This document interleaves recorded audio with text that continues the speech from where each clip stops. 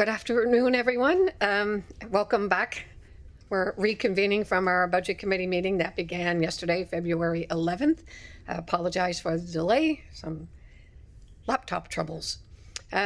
So we'll call our meeting back to order and just do the land acknowledgement that the Halifax Regional Municipality is located in Mi'kma'ki, the ancestral and the traditional lands of the Mi'kmaq people. The municipality acknowledges the peace and friendship treaties signed in this territory and recognizes that we are all treaty people. We also recognize that African Nova Scotians are a distinct people whose histories, legacies, and contributions have enriched this part of the Mi'kmaq known as Nova Scotia for over 400 years. So on our speakers list, we're on an amendment by Councillor Hensby. And so the first speaker on the amendment, oh, wait, no. Before we do that, I apologize. We're going to do a quick motion to extend this meeting to 6 p.m., please. Councillor Cuddle, seconded by Councillor Young. All those in favor, please signify by saying aye or raising your hands. I think we can do a hand vote, Krista? Yes. Motion carried. Sorry to the staff in the gallery, you don't get to vote. So, Councillor Hartling. Thank you very much, Madam Chair. I was just wondering, because I don't know the answer to this, when was the last time the rates were raised for bus fares? I don't know who I would ask right off the top, but I feel like that's a pretty important piece of the puzzle.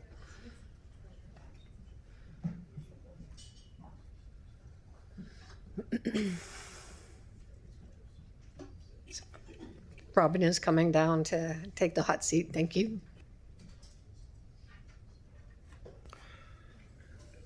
Good afternoon, Robin Garris, Executive Director, Halifax Transit. My understanding is it was September 2024 was the last time we had a fare hike in transit. So quite fares. recently, did you notice any gains or losses or plateaus in ridership as a consequence of that last raise? So normally when there's a fare increase, there's an elasticity program that they look at, and you normally lose a little bit of ridership and then you slowly gain it.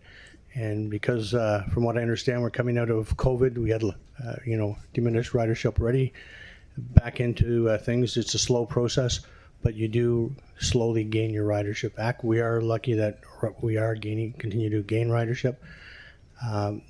So yes, we did lose ridership, but we are slowly gaining it back. Okay, thank you very much.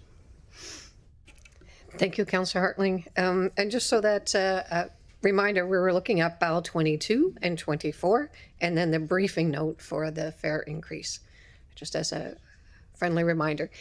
Councillor Steele. Thank you, Chair. My question relates to the elimination of the charter service discounts.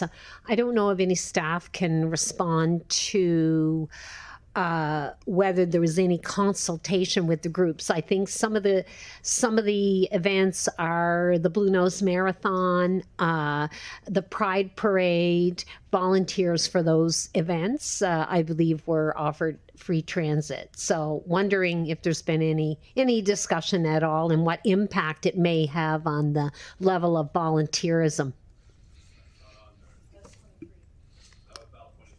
Oh, that's not part of the charter service. That's a different one. Okay.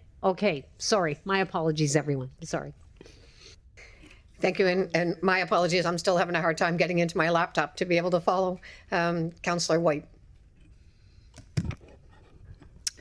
Thank you, Chair. I had the same thought, but we're on. So I'd be willing to get a briefing note on the charter service discount, but I'm not interested in the fare collection one for Canada Day and Natal Day, because I feel like those are opportunities for people that maybe don't use transit and use it one day because it's free and then become riders later. So that's how I feel about number 24. And I'm not interested in a fare increase at this time. If we're looking at affordability for people, this hits right where it hurts. So I'm not interested in a fare increase. Thank you.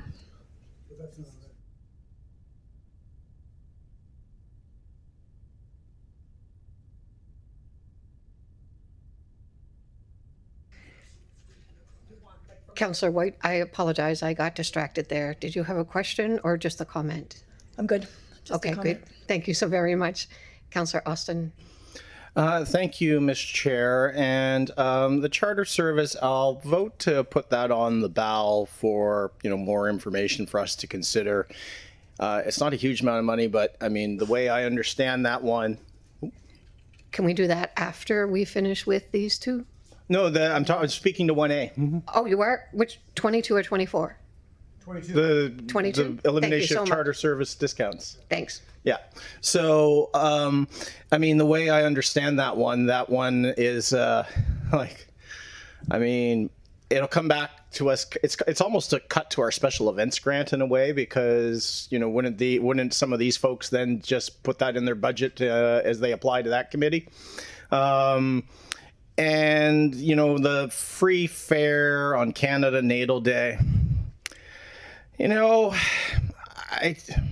I don't think I'm going to support that one either. I mean, it is a nice to have. Like, I will own that it's a nice to have. It's something we could do without. But man, I don't know if anyone's taken the ferry on those days. It's a civic celebration, right? Like, the vibe there is entirely positive.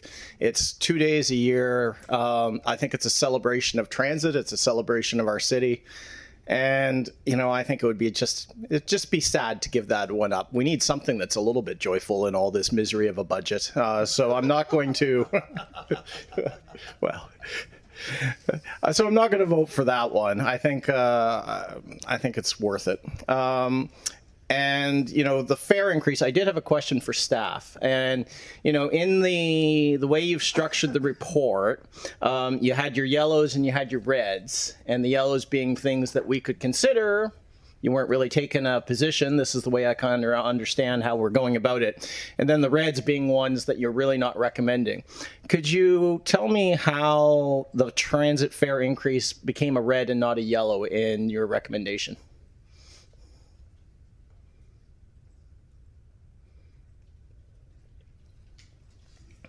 Through the chair to the councillor, the discussions we had were that we did have a recent fare increase, and there's impact to the community, and we felt that if it is an opportunity, we could do a fare increase, but because we had one in late 2024, that it might not be the right time.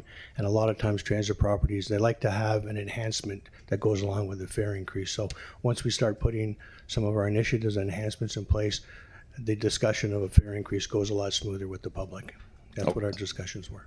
Okay, thank you for that. I won't support that one. I agree with Councillor White, who referenced, when we're talking about affordability, not everyone who rides the bus is poor and not everyone who has a car is rich. But certainly our most marginalized, disadvantaged citizens, they can't afford a car. And so I think fare increase, if we're talking about affordability, is hitting some of the folks that are most in need in our community. So I'm not going to support that one. Thank you. Thank you, Councillor Austin. Deputy Mayor Cuddle. Thank you, Madam Chair. I'm just chiming in to say I can't support a fare increase at this time either. For me, it's really looking at quality of service, and I'm glad to see we have a solid plan moving forward about improving some of the deficiencies in our service, but asking for a raise in the fare when buses are overloaded and not on time or not showing up doesn't seem like you're getting good value for money at the moment. So as we go forward and we work through the plan and we start to see improvements, I think this is something we can revisit in the future. Thank you, Deputy Mayor. And just to be clear, on the fare increase, it was the request for a briefing note, just so that we know. Okay. Councillor Mancini. Thank you, Madam Chair. I wanted to speak to the ballot item 22, elimination of the charter services. So HRM, we're an event city, and we're actually, renowned around the world of what an amazing event city that we are. And in my personal opinion, the reason why we're such a good event city is because of our volunteers.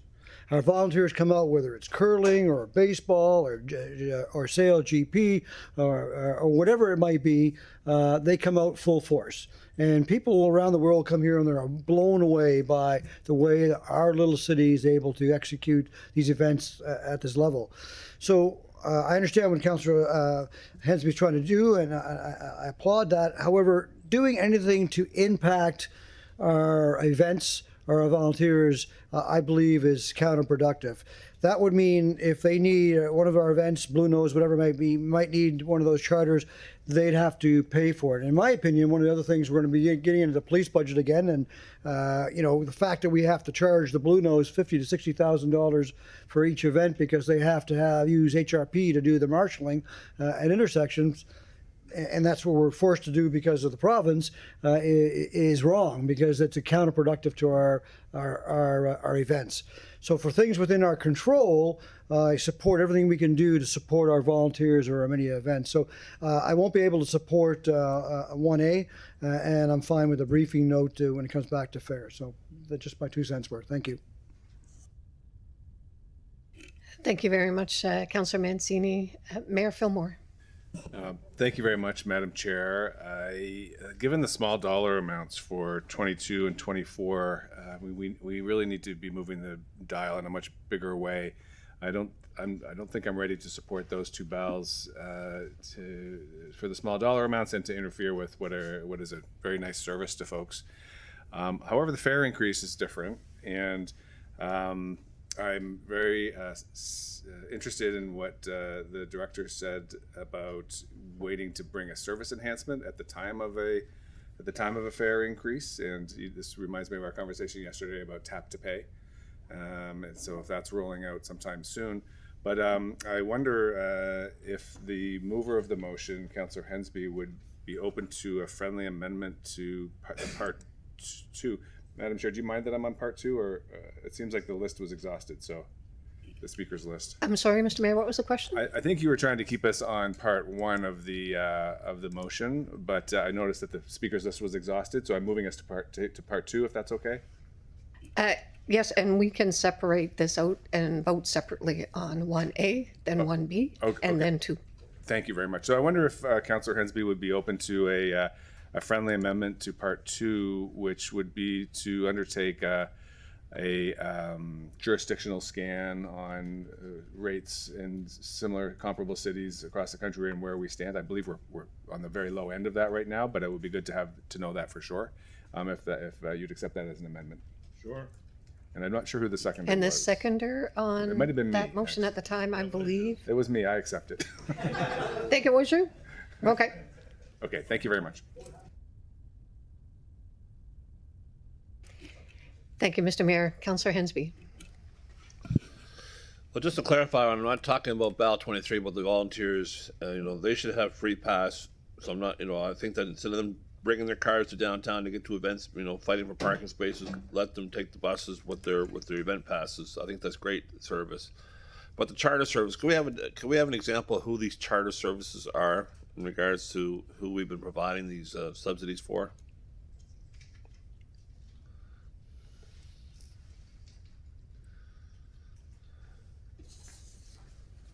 Through the chair to the councillor, I believe the briefing note indicates a couple examples. I know in the past, so it could mean anybody that's applying for it, because we would want to treat everybody equally if we could. But I do know the briefing note does mention some of the past types items: the Blue Nose Marathon, the Junos, the charter buses for that, the North American Indigenous Games. So those types of initiatives that in the past were waived would be included in this briefing note.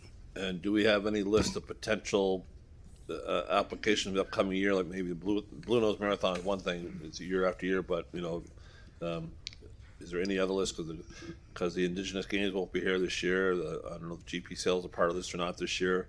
So I'm just kind of curious: do we have a potential list of charter services clients? Through the chair to the councillor, we may have some interested, but I'm not aware of anyone that's officially asked us at this point in time to waive any charter fares. But I'm sure that as the year progresses, that we will get people that will be asking and or applying for a waiver on that. Thank you. Thank you, Councillor Hensby. Councillor Purdy. I just wanted to read the places where the charter buses were being used. So events such as Pride, the Atlantic International Film Festival, the Jazz Fest, HellCon, Buskers, Nocturne, and the Nova Scotia International Tattoo, as well as major one-time events like the Junos, the Olympic qualifiers for Curling Canada, Sail GP, the North American Indigenous Games, the 2023 IHF World Junior Championship, and the Canoe Sprint and Para Canoe World Championships. So those were the ones in the Councillor Purdy, briefing they note. were the ones that were listed for the volunteers. That was on BAL 23, Yeah. and we're on BAL 22. Aha. Well, okay. Thank you very much. Okay, but I also was just going to say also,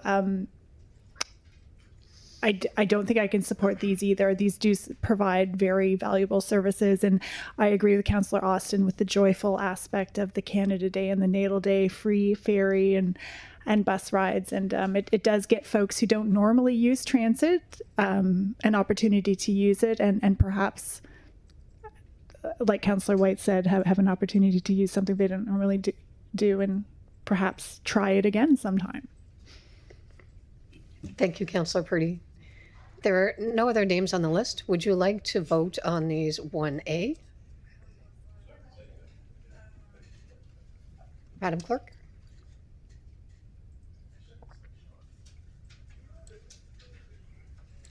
So we'll put it on the screen so everyone knows what they're voting on. So voting first for 1A.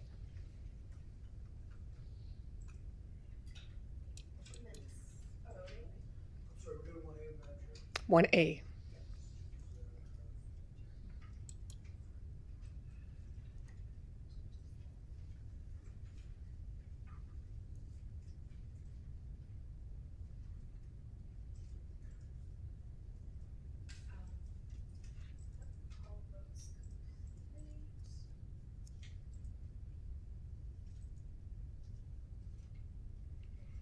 Motion fails.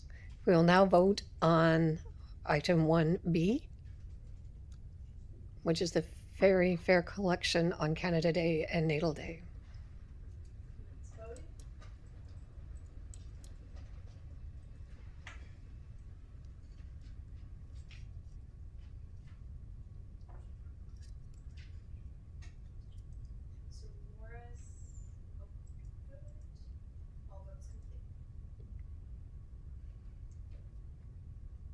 Motion fails.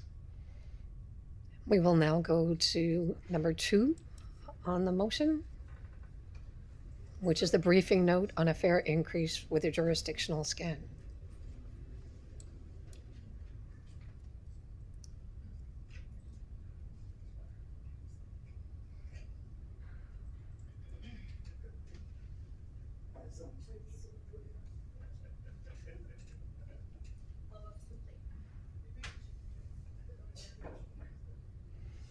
That motion passes.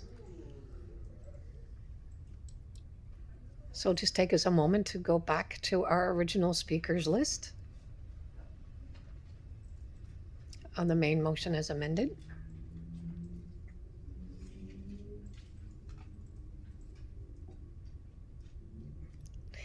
Councillor Mancini.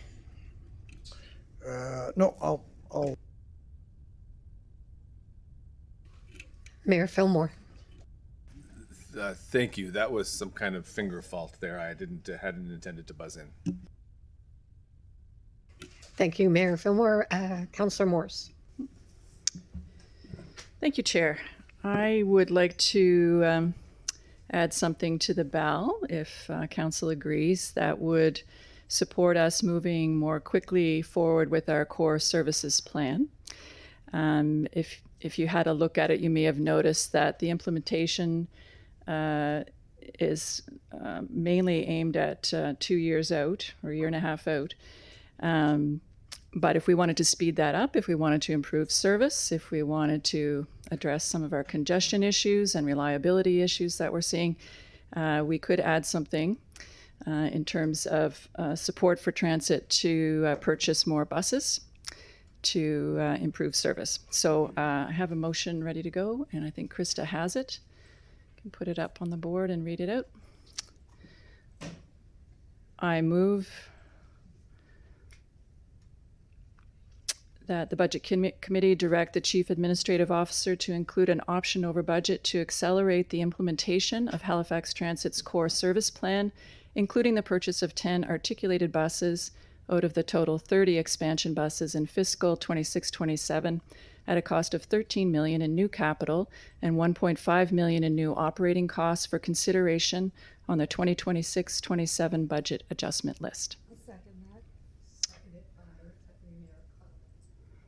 Thank you, Deputy Mayor. Looking for.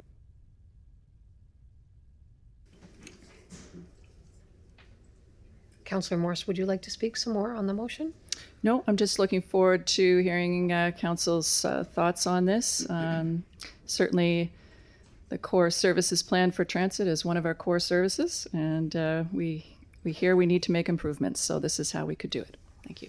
Thank you very much, Councillor Morse. Deputy Mayor Cuddle. Thank you, Madam Chair. I don't support this lightly. I know we have a challenge in front of us, during this budget debate about reducing costs, reducing our budget, looking for cost savings.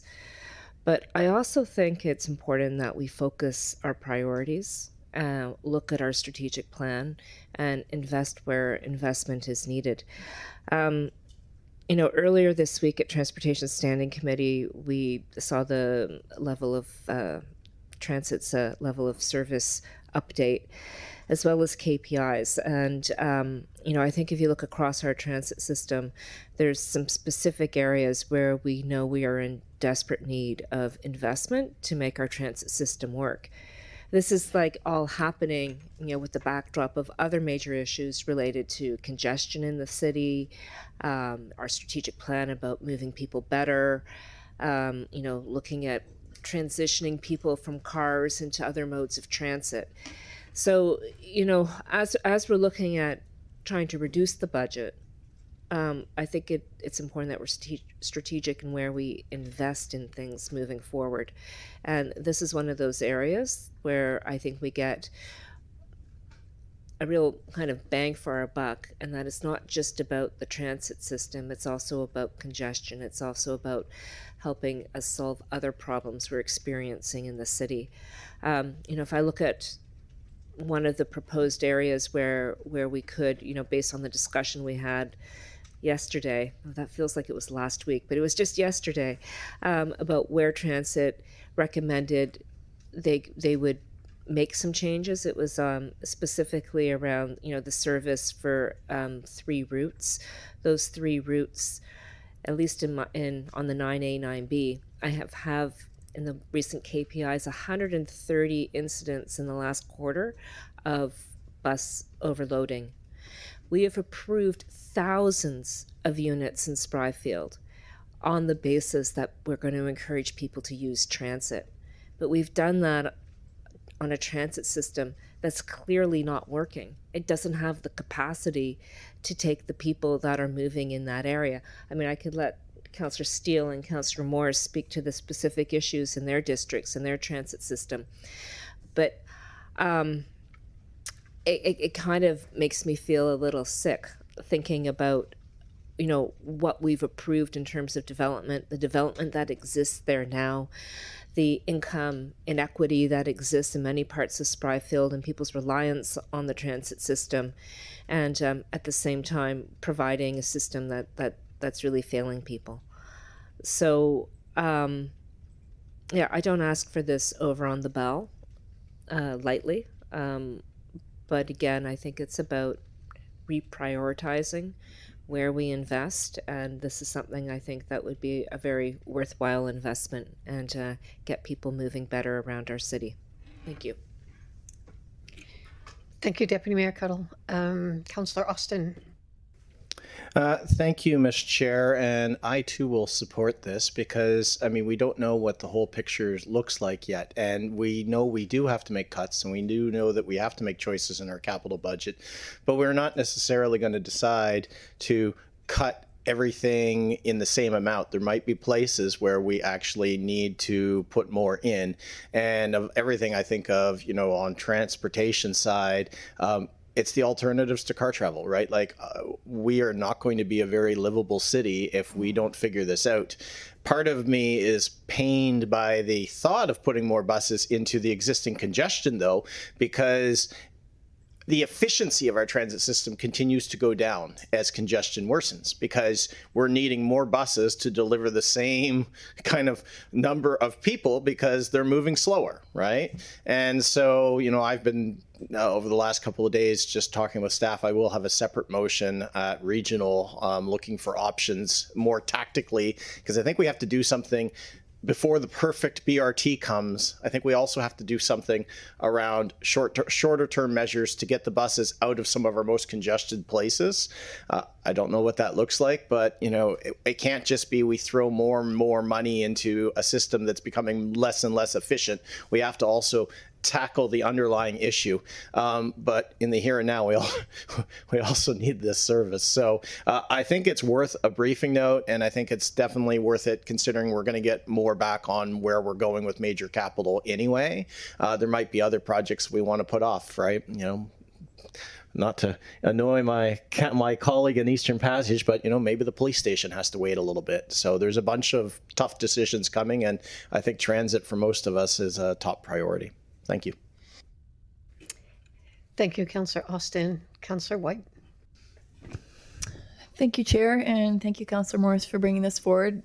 Yes, this is tough financially, but transit is something I think from the very beginning we all agreed on that has to improve. So I really think we need to take a look here. And for me, BRT is feeling farther and farther in the future with our recent discussions. So I really think it's important to invest now in what we can do.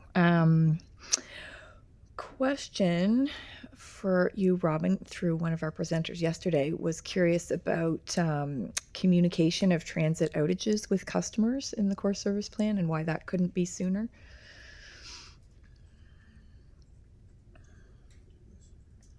I think so, because it talked about buses and anything else.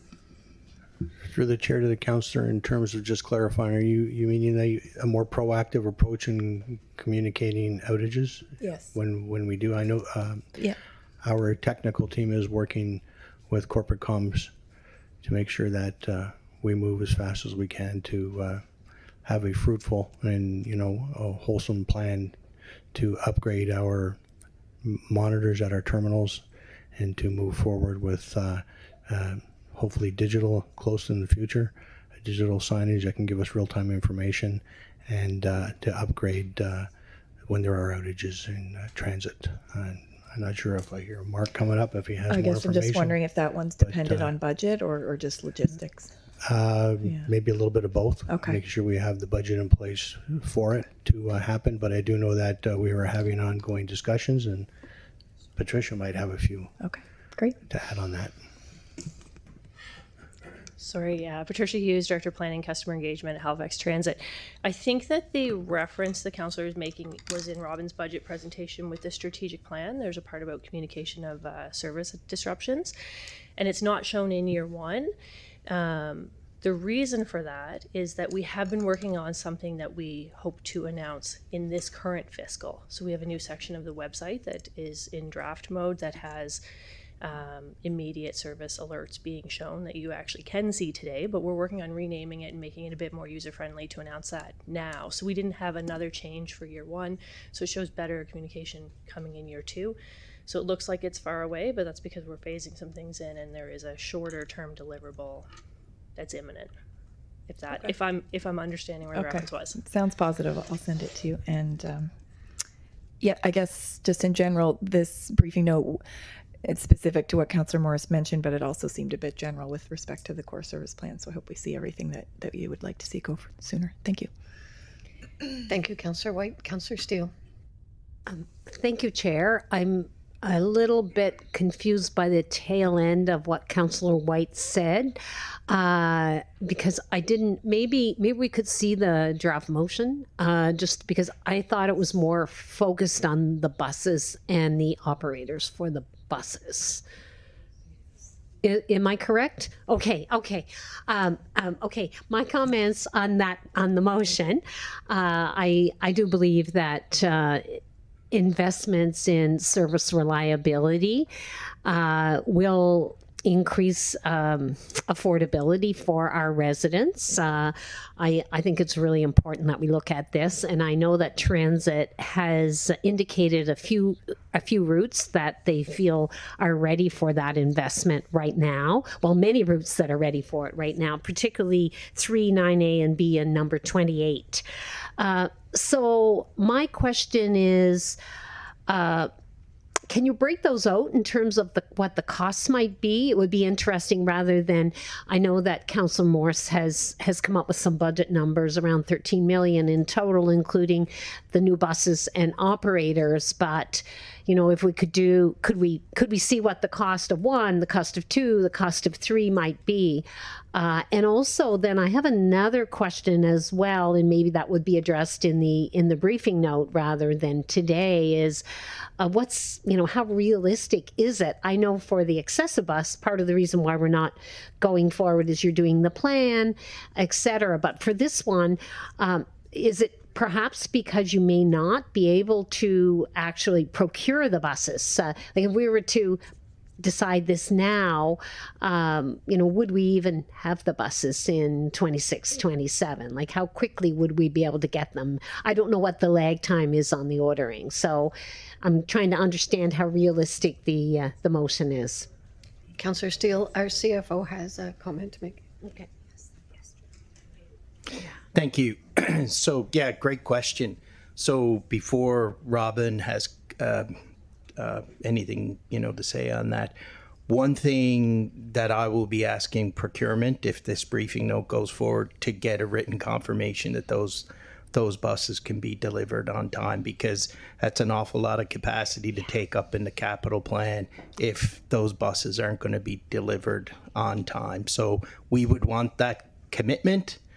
And having something, just a verbal commitment, I don't think is something we should go on in this case.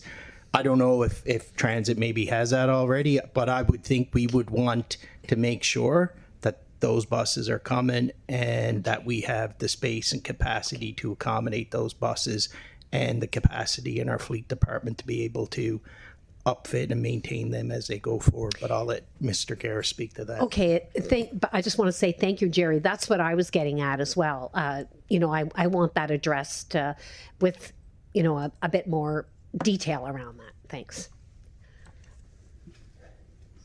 Through the chair to the councillor, and while I asked Patricia to come up in terms of the costings to help me out on that, I will say that in terms of the additional vehicles and delivery, I often spoken yesterday about it's very important to make sure that you can deliver on what you're asking for, and we believe that we can deliver and that we do have capacity to store some additional buses. The articulated buses are one area that we have had conversations with vendors, and we do know that they are readily available and delivery for October, November of this year, so that we do believe that we can handle that capacity. But of course, that is very important. Also, we want to make sure that we can handle that additional capacity and deliver on what we want to do in this terms of the 10 additional buses.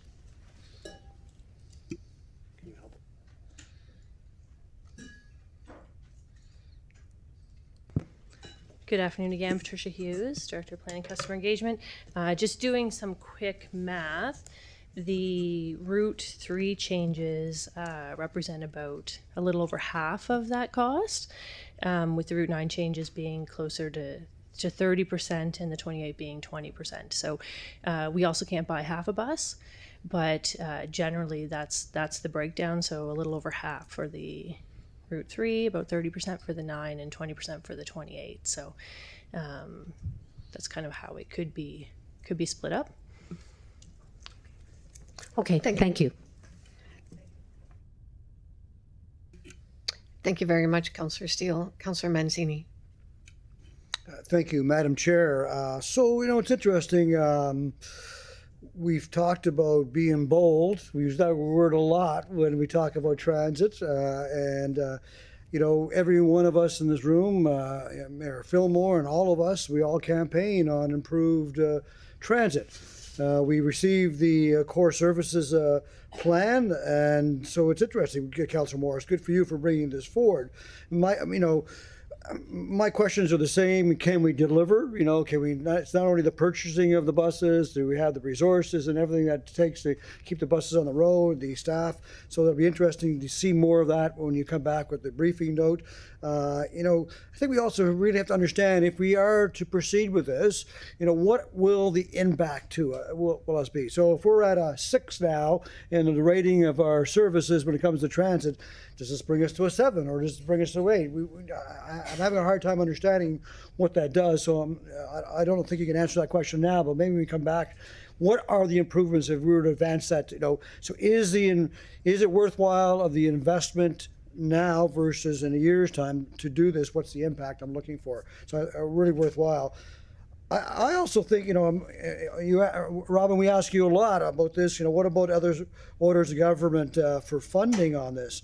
So, the Premier Houston talked about congestion, and he spoke very strongly about that, his opinion on congestion. Well, as some of you stated already, by putting more buses and making our buses more efficient and more on the road, that will address congestion. So I would like to be interested to hear the Premier and Minister Tilley, are they prepared to step up and help us with this? Because this have a direct impact to congestion.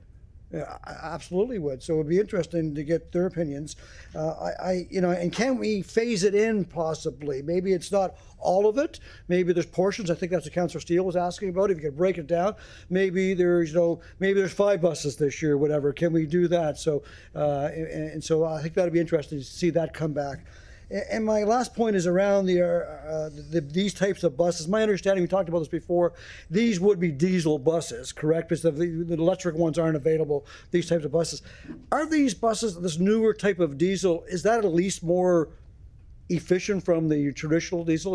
Have there any been improvements in that technology? So ideally, in an ideal world, it'd be nice if they were electric. They're really not available or proven yet. So are these any better? Maybe that's something you can answer now, if you wouldn't mind. Through the chair to the councillor, there are ongoing improvements in diesel, cleaner diesel, all the time with the different variations of the engines that they're putting in these buses. So yes, improvements are coming from what they used to be. So moving forward, I am pretty confident that the diesel buses that we purchase on an ongoing basis will have cleaner and cleaner diesel fuel running in the engines. Thank you, Madam Chair. I appreciate it. Thank you, Councillor Mancini. Mayor Fillmore. Thank you, Madam Chair, and thank you, colleagues, for a good debate. Congestion is a terrible scourge, and we're going to solve it in part by getting the transit system, increasing capacity in the transit system. I think, colleagues, you've seen, and I think HRM residents have seen that since I've gotten to City Hall, I've been focused on trying to reduce or eliminate the non-core services that we provide, so that we can focus on delivering very high quality core services, and transit is certainly one of those core services. We'll be talking about some of the others today as well. So I'm glad that the motion is focused on trying to improve transit. However, I don't see how it aligns with the fiscal reality that we're in at the moment. This year we are $89.9 million away from balance in our operating budget, and in 4 years we'll be $1.2 billion away from balance in our capital budget, and this proposes to add significant millions of dollars to both of those columns. So while it would be a wonderful investment to make, invest with what? We don't have the money, and so this is why I have been trying to get people interested in the approach of the pace and scale of capital investments. So rather than hurrying up large ticket items, as much as we may need them, we just can't afford them. So we need to be going the opposite direction and stretching them out. And you may recall I asked the executive director that very question yesterday about how, or earlier in the budget process, about how pushing capital purchases like buses out into the future would impact service. And I mean, it was a very straightforward answer. It would mean the service improvements come a little bit later, but the plan would still hold. The plan to improve service would still hold. I must say, while I have the floor, I'm also unexcited about investing in diesel buses, period, at this time in our city's environmental challenges. I understand there's some technological challenges there. We're waiting for better technology.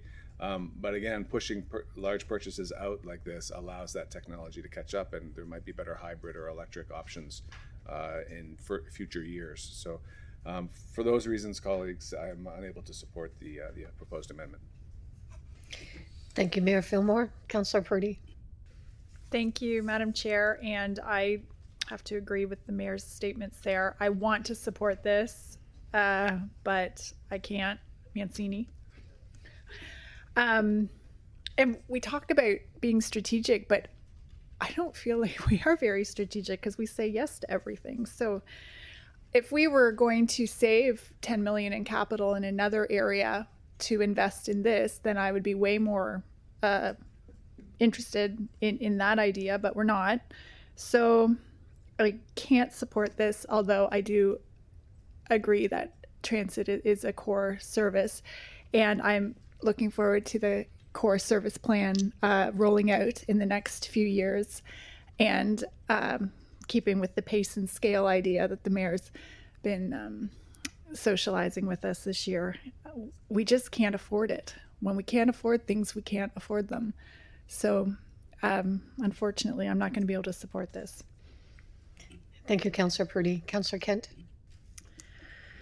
Oh, yeah. Thank you, Madam Chair. So I've said a number of times I support everything related to transit so far, and that's still true. I'm willing to, I guess, receive some information in relation to it. Information is always good.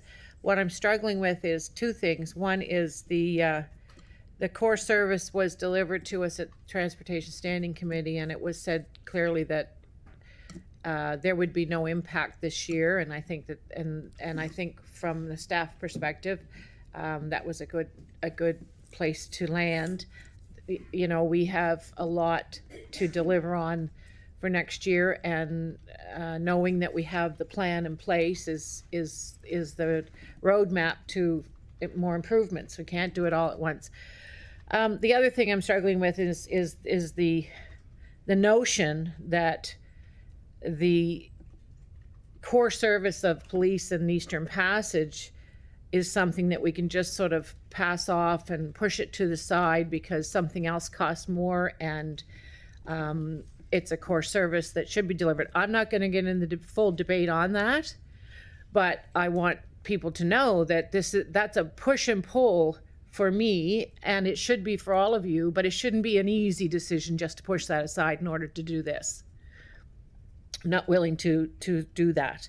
I do as well I'm very cognizant of the financial capacity of our residents and of the pressures that are on us and staff to bring a budget forward that we can defend and that we can rationalize and hopefully support our families that are in particular need and may struggle with an increased tax bill. So far, I think it's been difficult to get that rate down and or that amount down, and it's going to be interesting to see at the end. But I'll say yes to getting a briefing note, but I'm not convinced I'm going to support it if we get to that far to the ballot. Just because I know that we as councillors have to do what we do best for our communities, and that community policing detachment is a priority, and that is core service, and that's that. Thank you, Councillor Kent. I think you were finished. Okay. Thank you, Councillor Kent. Councillor Hartling.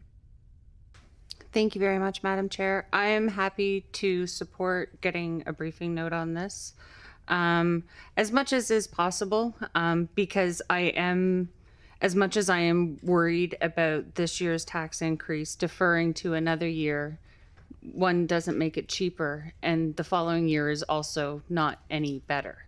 So as much as is possible, it would be helpful for us to understand what a deferral looks like. Because we do know that we need to purchase these as part of our core service plan. We do know that this is necessary for us to move forward as a municipality.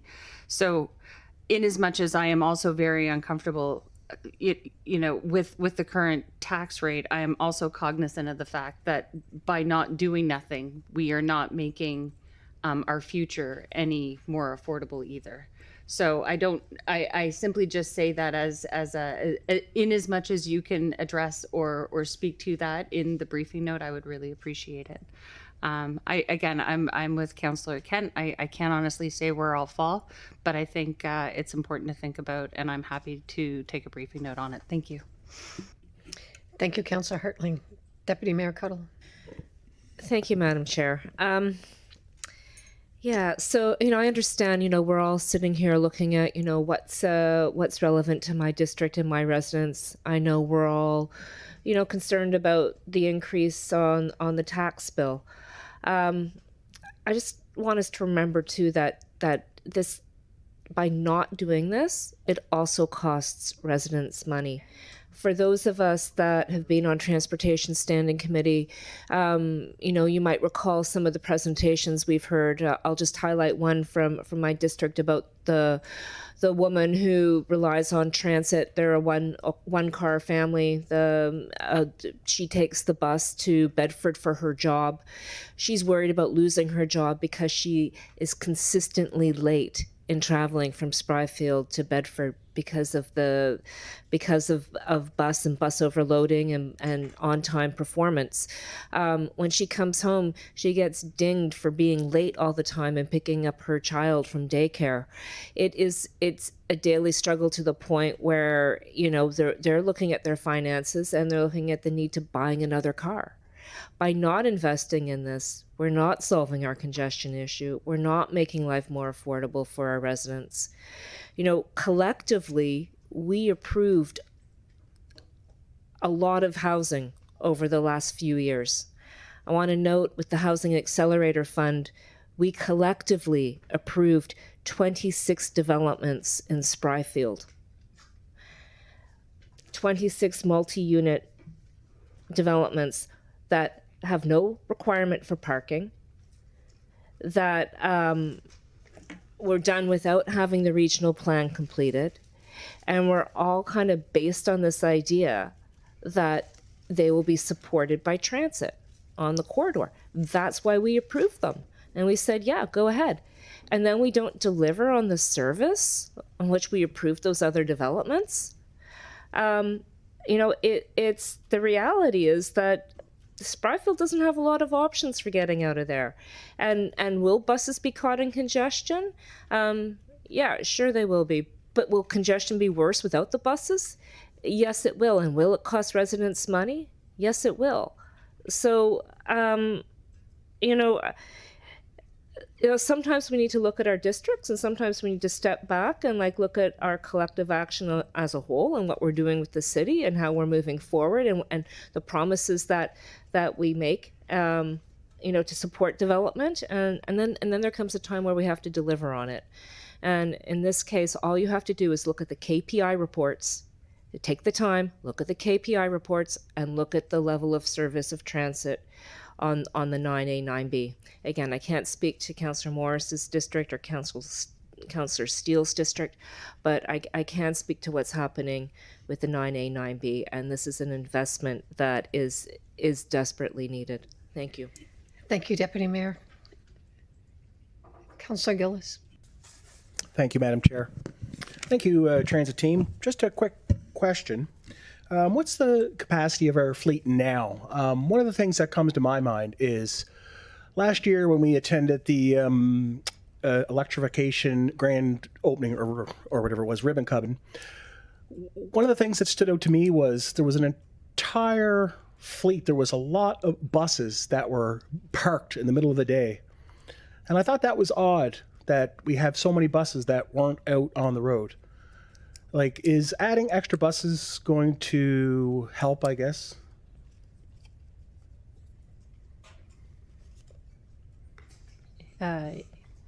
Through the chair to the councillor. So for every bus we have a budget that's not in dollar values, but in terms of number of kilometers and hours a year we can run them. So we, for each bus, we'll run it up to 55,000 kilometers a year. And we have, based on the number of vehicles we have, we can only put a certain number out at peak hour. So there certainly are more buses at the transit centers during off-peak times. Most of them have left during peak hours. Some of them are back in the middle of the day and go back out. But we really can't run them harder in the middle of the day or weekends or anything else, or they're going over that 55,000 kilometers a year, and then they're escalating maintenance costs. So in terms of cost savings over the life of the vehicle, that is kind of a hard cap for us. So we do have fluctuations during the peaks, midday, evenings, weekends, different amounts on the road at different times.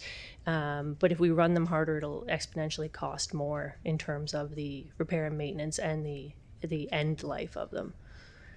So will adding additional buses to the fleet help, in your opinion, you think? Yes, absolutely. So the new buses would mean what we call peak buses, that we have a larger number that can go out during a rush hour, and it also lets us schedule in that extra 55,000 kilometers per each bus that we receive. So that lets us have more transit service on the road. Okay, excellent. Thank you. Appreciate it. Thank you, Councillor Gillis. Councillor Morse, did you want to close? May I make a comment before you close? Thank you. Yesterday we heard a lot about transit having to pace. Having been at the Transportation Standing Committee, listening to the core service plan, I guess I'm curious if you thought that 13 buses this year, if you thought that 13 million this year to buy 30 new buses, why wasn't it in your plan yesterday or at transportation when it was presented? Like, why did you not have it in the plan in the beginning? I'm struggling a lot with transit. I think that there's a lot of reasons that there is congestion. I think there's a lot of reasons that buses aren't showing up on time and people are late, and that it is a challenge. But I'm struggling to figure out how more buses is going to help with congestion when we've got all those other issues happening at the same time. So I'm curious about why it wasn't in your business plan in the beginning or in the capital plan when you presented. Thank you. Sure, that's an excellent question. I'll respond to that one. So the core service plan is not approved by regional council yet, and with a tight financial year, it would have been, I think, a bit premature to bake in the operating and all of the capital to deliver the core service plan in year one. In the event that council, sent us back for more work, asked for supplemental reports, we could have gone, we still may go most of the fiscal year without an approved core service plan. So it was probably premature to bake all that into year one without an approved plan. Had that plan come forward in November and been approved, then something might have been baked in year one. But the timing wasn't on our side to have that kind of certainty going into budget preparation. Thank you. Councillor Cleary. Thank you, Madam Chair. So actually, just following off Ms. Hughes' last point there. So the core service plan isn't approved yet.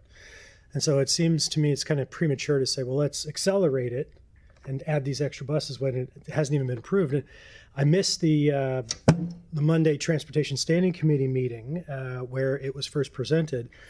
And I think there's still some work that could be done there. And so I want to ask a couple of questions around that. One is, if you look at the map of all of our routes, there is a fair bit of redundancy. We have a lot of routes that cover the same ground. And, we have a really weird municipality in terms of the way it's geographically and topographically laid out. It's hard to get certain places without going over the same place someone else is going.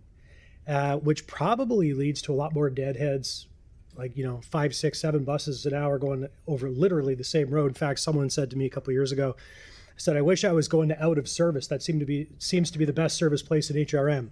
And so I guess, how much room is there to modify? And I say this with some trepidation, knowing I have a slightly underperforming route in my own district. But how much of a review are you going to do for the core service plan? Because when we did Moving Forward Together, it wasn't perfect. It was better than what we had before, and it was better than the 20 or 30 amendments that the previous council of the time was trying to fix, which essentially would have been just no change at all, would have been the same transit system we had before moving forward together. And so is there still opportunity to adjust the core service plan, to maybe look at some routes, maybe look at where we go, and not have everyone from the suburbs go to a terminal or go downtown? Could there be some more efficiencies found in circulating around more in some of those areas, bringing people out to more corridor routes and just having those corridor routes rather than having 6, 7, 8 buses going up and down the same street, particularly on the peninsula? But even, look at the Bedford Highway, how many buses go down there? So is there some efficiencies that can still be found in the core service plan? Are we squeezing everything out of transit that we can at the moment? Through the chair to the councillor, great points. One of the things that I first noticed when I came to Halifax was that our terminals, whether it be the Bridge Terminal or Scotia Square, they're in locations where right in the heart either of the city or where there's a large amount of buses that have to go over the same area to get there back and forth. So we cause a lot of congestion, especially along Barrington here on our own. That doesn't mean there's no room for improvement. There's always room for improvement. One of the things that I challenged my management team from the day that I got here was to look at the schedules.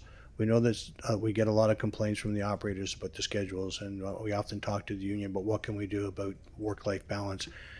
And we know that we have a fantastic planning and scheduling team that's constantly looking into how we can adjust. So those are all part of the day-to-day monitoring items that they're working on.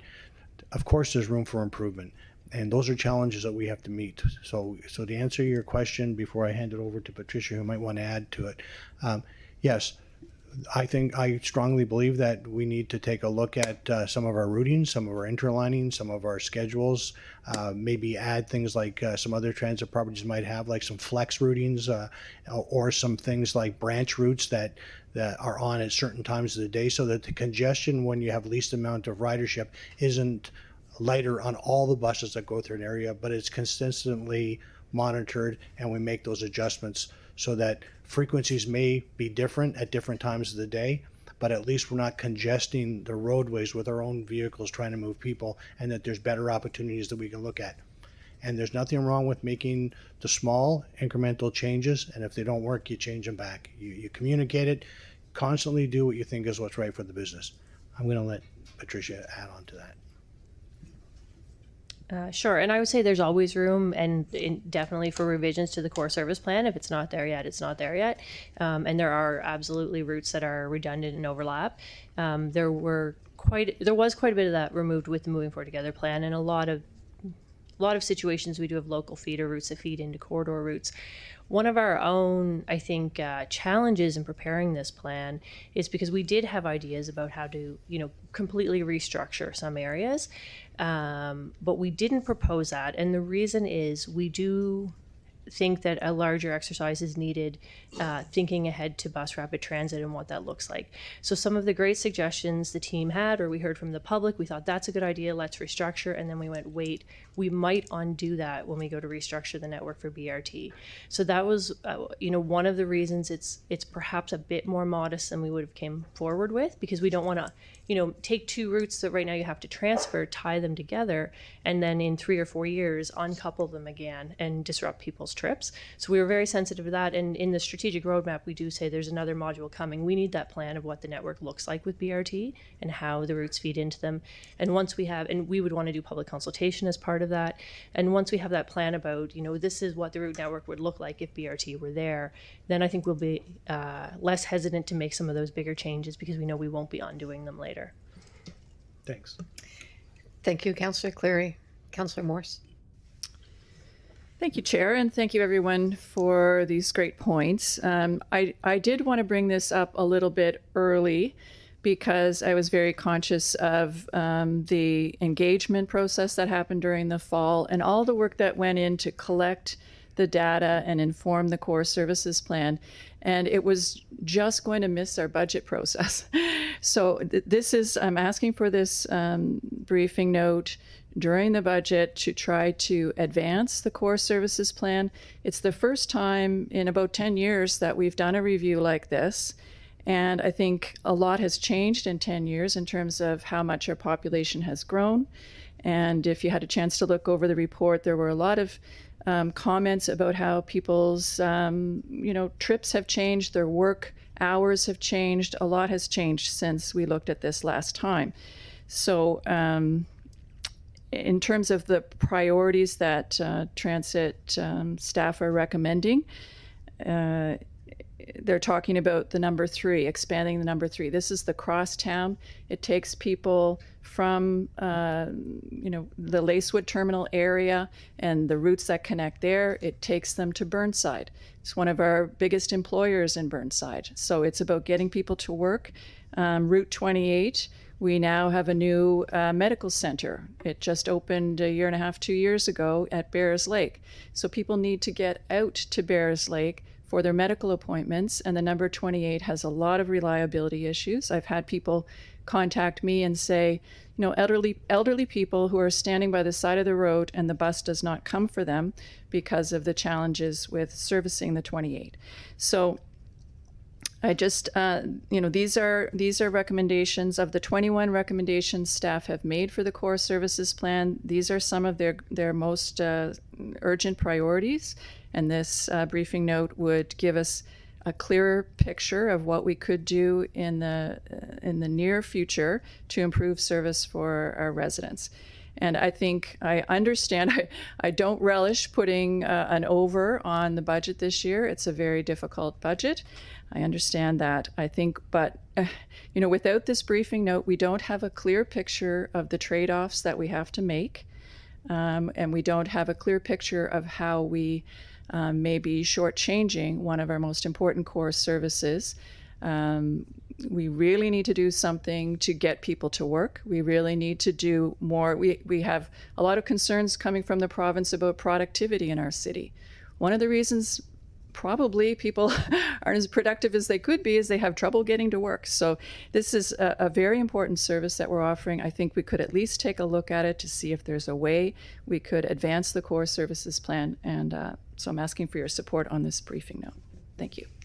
Thank you, Councillor Morse. There's no other names on the list. Do we call for the question?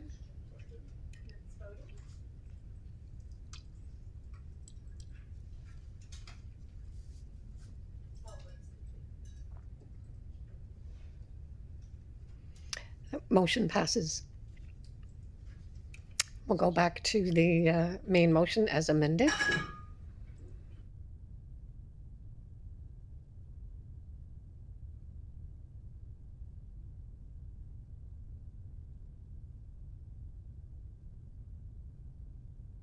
So thank you. Deputy Mayor Cuddle. No, I was... Oh. I think that was an early buzz-in to speak to the motion. Okay. Councillor Mancini, or was that for the previous? Oh, you're good? Okay. Thank you, Madam Chair. I'm trying to remember originally why I was on the list. Now I remember. Thank you very much. I think it was the mayor that asked yesterday about safety, Robin, and it was a very high-level response that you gave, and I'm wondering if you could just talk about where we are, where we were with safety, where we are now with it, and where we're going. And you're nodding to Phil. Obviously, he's the guy leading that charge, so I would appreciate just hearing about that, a little more detail to expand upon the mayor's question about it. We had received a lot before you Robin, before you arrived in here, we had some major issues with regard to safety at our terminals. I even remember Councillor Purdy telling us a story about at the ferry terminal and such, and having a bad encounter. And I look across the way of some of my colleagues on the other side of the room about some of the terminals. And I think, some of the work that Phil has done, we've made great gains, and supervisors we've added to it. The request has been, even I made the request at one of the Board of Police Commission meetings to the chief, HRP, can we have the odd police officer just get on a number 1 bus from time to time? And so I think we've improved, and there's now where we want to go next. So I realize you're meeting about that, but I'd like to hear a little bit more other than high level. So Phil, if you could just give us a little more detail on one of you guys, I think that'd be appreciated by myself and my colleagues when it comes to safety. For our safety, when I speak of safety, by the way, I'm speaking of not only of our riders, but our operators also. You want to make sure they're safe too. Thank you. Thank you. Phil Herrick, Director of Transit Operations, Halifax Transit. Thank you for the question, Councillor. I arrived in 2022, and the first thing I had received was a motion that you had put forward around increasing safety security on Halifax Transit. So quickly, since 2022, we brought forward that report that outlined kind of a 3-pronged approach. The first approach in that was revamping the way that we collect, analyze, and use the data that we have in the system. That process itself took 6 or 7 months to align us more from a security perspective to what we're seeing in the industry. We used that to bring forward the 2023 report to Council, which recommended the bylaw, which recommended additional service supervisors on the road and stationed in terminals particularly. So after that report, we did go forward and with Council's approval, bring forward the bylaw and increase the amount of service supervisors in terminals that we've had on the road. And we looked at I believe when I first presented that, I said the intent was support, enforcement. So support for our staff, because when we take care of them, they take care of the rest. Support for the clients, the customers, and support for the service. So from there, I also said when we put those folks in place and security in place at those terminals, we would see an increase in the amount of incidents we're having, because now we're reporting more on it, but we would start looking at a decrease in the severity. So we've seen that particularly in the Lacewood terminal, where we've had a substantial decrease in the amount of incidents that we're having there. The bridge terminal has been up and down a little bit, and we're working on positions for those other terminals now that are, frequently seeing challenging pieces. We continued the great work we were having with our partners in the Halifax Regional Police Force and the RCMP. We've struck a committee now with Halifax Regional Police where we're meeting with them monthly, and we try to identify areas that are challenges, not just areas, but incidents and types of incidents, and we're having, so we meet with our liaisons there on a monthly basis, and adding RCMP to that conversation as well. We added operator bus shields to all of our conventional fleet. We have an extra duty officer 7 days a week from HRP, which has been an incredible resource, both visually and in support of our staff, of our clients, and overall security. So with the creation of public safety, Robin and the executive director Robin and I meet with Commissioner Moore regularly and continue to work on a plan on how we want to increase and bring that forward. Our service supervisors as a whole, we've had some turnover there, but we've added in the last 3 years more training and different types of training for them, both in support and situational awareness, so they can realize what they're done. We've changed the uniforms of the mobile supervisors on the road to make them more highly visible, more recognizable as a transit staff member, as opposed to maybe security or something else. Again, understanding the focus of that service supervisor team is service first. Because again, much like we talk about in chambers here all the time, we're talking about overloads, we're talking about adherence, we're talking about service reliability, and that's the main focus of those positions.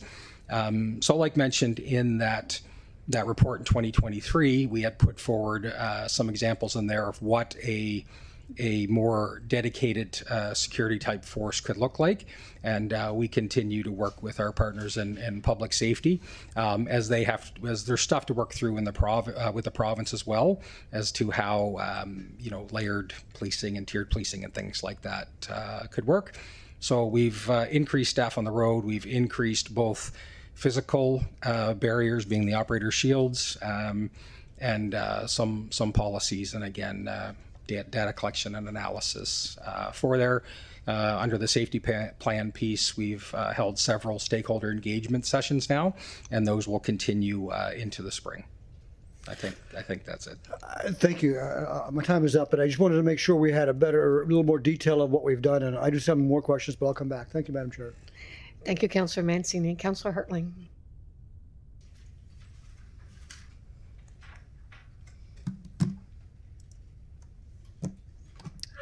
Are you all done? Because I'd like to move something. Okay, thank you very much, Madam Chair. Krista? I would like to add something to the BAL as a matter of consideration. Hold on while I get it up.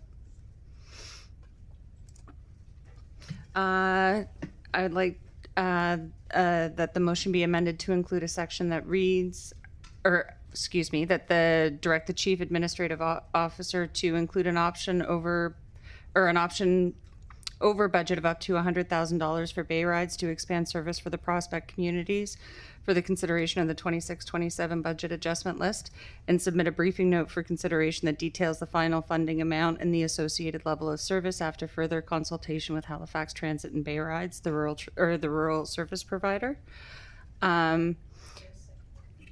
Councillor Steele, thank you. Thank you very much, Councillor Steele. This comes following the chain of events, starting with the core service plan update and then also the rural transportation plan. Prospect is nowhere in the mix for the next number of years based off of the communities that were presented as part of that report. Bay Rides is not able to naturally expand to other communities because of the restrictions with the province. Prospect is too dense to have a rural transit provider of their own. And so the only option is for the municipality to step up. Currently, the contribution that goes to Bay Rides as a rural transit provider already exceeds this amount for the St. Margaret's Bay area. I don't think that I can achieve full service for the prospect communities, but at least I can try. Because this has all happened so fast, we got the report on Thursday. Friday, I was not able to connect. And now we had regional council and now budget. I haven't had the opportunity to really work with Bay Rides to understand what level of service we can achieve. I'm just going off of the numbers that I have, seen to date. I would expect that this would be more or less like a pilot, but at least we could be offering some service and offer those most in need and the most vulnerable people transit options while that the rural transportation or rural transit plan comes to pass. Like I said, we're years away anyway. This is just my best shot at getting a stopgap solution in for those most in need. Thank you very much. I hope I have your support. And again, what I would say is that I do not know the final number, and I do not know what level of service could be achieved with this. I know Patricia and we were talking about this previously. It might be less, but just to put a hard cap on it so that it won't exceed this is really my intent. Thank you very much. Thank you, Councillor Hartling. On the amendment, Councillor Steele? Oh. Yes. Okay. Yes. Oh, thank you. Thank you, Chair. I have a question for our transit folks. We currently provide some support to Bay Rides. Is that correct?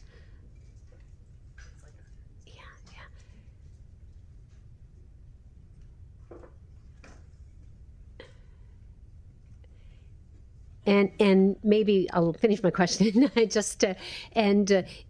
Can you explain the basis on which that is funded? And then, I just want some idea. What's the amount? Is it based on a kilometer? And then, how would this affect things? And then would this be a dangerous precedent then perhaps for some of the other services that we also support? Certainly. So we do have an administrative order that directs our rural transit grants, and for recipients that have been involved for years. It works as a lump sum payment at the first of the year. That's part one of either, it used to be $5,000 or $10,000, but it goes up with inflation now, as council approved last year. So the lump sum that went to Bay Rides last year was $6,620. And some of the other agencies had a little over $13,000. And then we also pay them by the kilometer. And that's the greater amount of money. It last year looks like it was 67 cents a kilometer. So in total, Bay Rides received around $110,000 from us last year for 25-26. So somewhere around there, right over about $100,000 a year is where they were at in terms of grant recipients. So it is that initial lump sum plus the per kilometer. My understanding as well is these agencies do receive a funding from the province, and it's the municipal and provincial together that provides their funding to exist. And so in areas that are too dense, they wouldn't get that provincial portion of it, so they haven't been able to expand to those areas. And then the second part of the question about precedent, really have just been thinking about this for about a day. I mean, it's certainly possible that there may be other ones that want to move into other areas or different parts of the municipality that are rural and unserviced, but also considered too dense by the provincial guidelines. Certainly could happen. Okay, thank you. Thank you, Councillor Steele. Councillor Austin. Thank you, Ms. Chair, and I'll support this for a briefing note. To get some more information, although I kind of wonder, Councillor Hartling, just like the little bit you said, actually I'll start by saying part of why I would support this for a briefing is the community ride program we get absolutely excellent value out of, right? I mean, this is for the service that we get in these communities for what we pay. It's a steal, which maybe is reflective a little bit on the fact that we shoulder this burden onto those communities to do this work instead of, the micro transit piece that we're now starting to think about and look at. So I'll support this for a briefing, but I kind of just from what you were saying, Councillor Hartling, about you haven't had a chance to really talk to Bay Rides or anything like this. And the piece about the density and everything, it has more of a feeling like a staff report rather than a briefing note. I'm not sure that we'll be able to do much right now, but either way, I would support the briefing if that's how you want to proceed. And if you wanted to do a staff report at Regional Council instead to try and push at this, I would support it there. Thank you. Thank you, Councillor Austin. Deputy Mayor Cuddle. Thank you, Madam Chair. This is a solution that could potentially work for the Prospect Road, but I feel that it could be a bit premature at this time to allocate budget to it, where there's so many outstanding questions about whether it's feasible or not. Not having the request come from Bay Rides, but rather through council ahead of a request from Bay Rides is, I'm not sure of the order of the process here. There's a lot to consider, whether Bay Rides has the fleet to expand their service, whether they have the drivers to expand their service, whether the service route works. Having represented that area in the past, and having had discussion with Bay Rides, there was, where there were routes connect into service centers. The Prospect Road at one point was kind of considered not within their model. It was spreading their model too thin. It would be great to explore ways of making that model work for the Prospect Road. 100%. And also about the demand to support the expansion. I mean, that's another big piece. Like, will people, if you expand it and you invest in the fleet and the drivers, is the demand there to support that expansion? So, I as a service model, I think it would be great. Whether this is the answer of expanding bay rides, I don't know. There's a lot of questions. I'll support the briefing note, but I think Councillor Austin was kind of on the right track. Is that squeezing it into the budget this year without having all of these questions answered might be a little premature, and it's really about the capacity. Like we've all talked about, like, is the capacity there to deliver? If we allocate the budget, is the capacity there to deliver within this budget year? So I'll support the briefing note. Thank you. Thank you, Deputy Mayor Cuddle. Councillor Hartling. Thank you very much for the discussion. The only thing that I would say to some of the feedback is that I have been in dialogue with Bay Rides all year. When I had submitted the motion earlier in the year, regarding rural transit and micro transit options, I had always thought that Bay Rides would have been one of the options to come back. I don't doubt that Bay Rides with more funds will be able to provide some amount of service. Like I said, unfortunately, I haven't had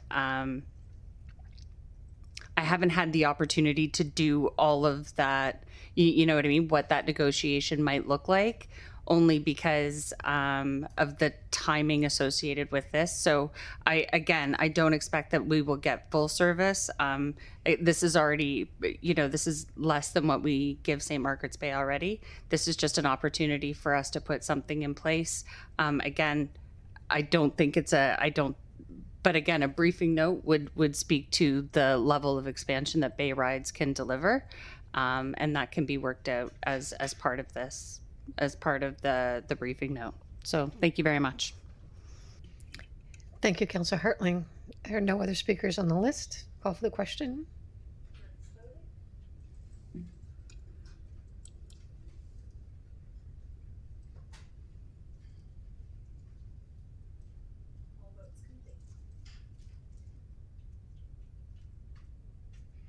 Motion passes. Thank you. We'll go back to our original speakers list.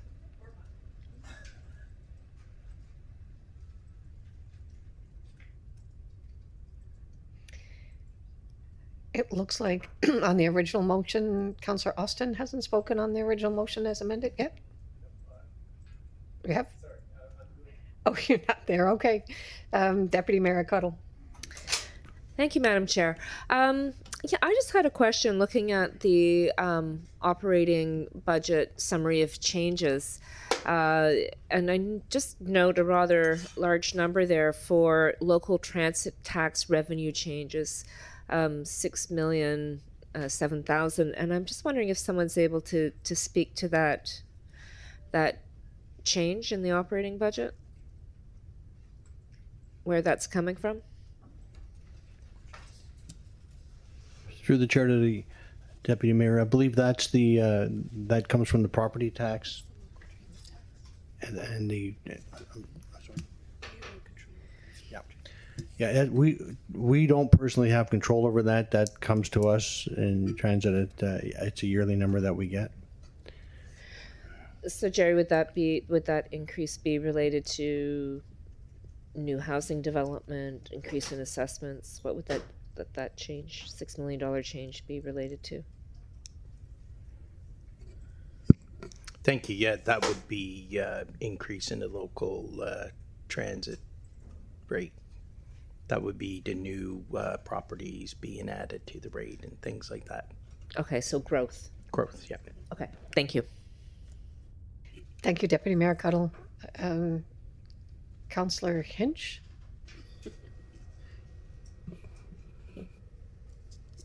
Thank you, Madam Chair. I want to follow up on Councillor Mancini's question with regards to security, particularly at Mumford Road. Can I get an update of what's going on there?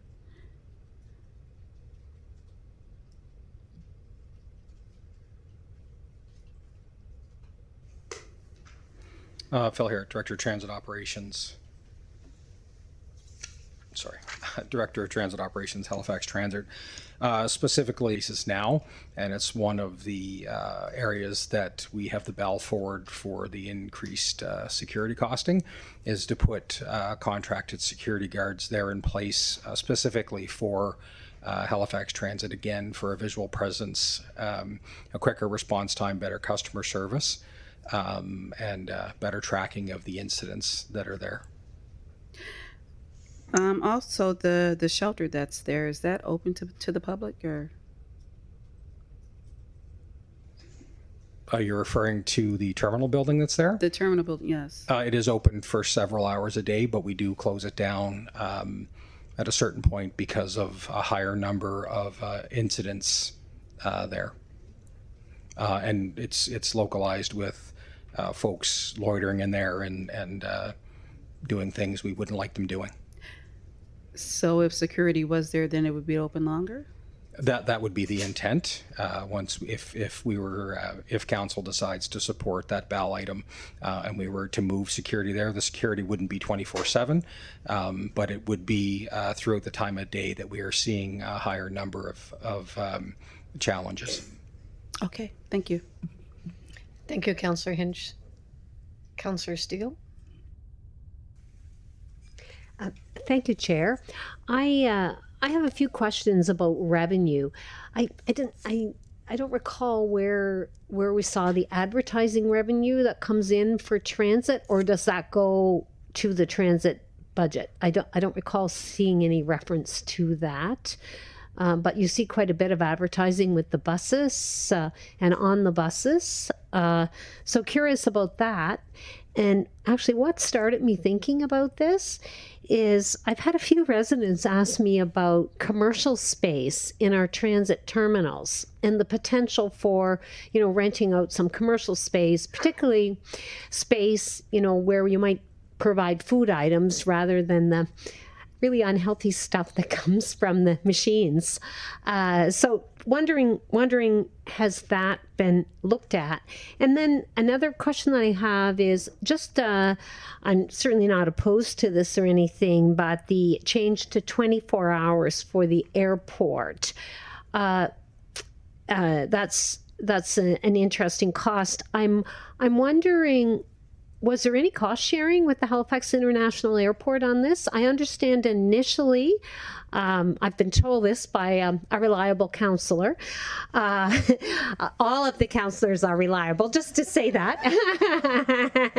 That initially I think there was, when we started sending transit buses to the airport, there was some funding or perhaps support to purchase a bus for the airport service. So just wondering, was there any cost sharing on this? So all about revenue.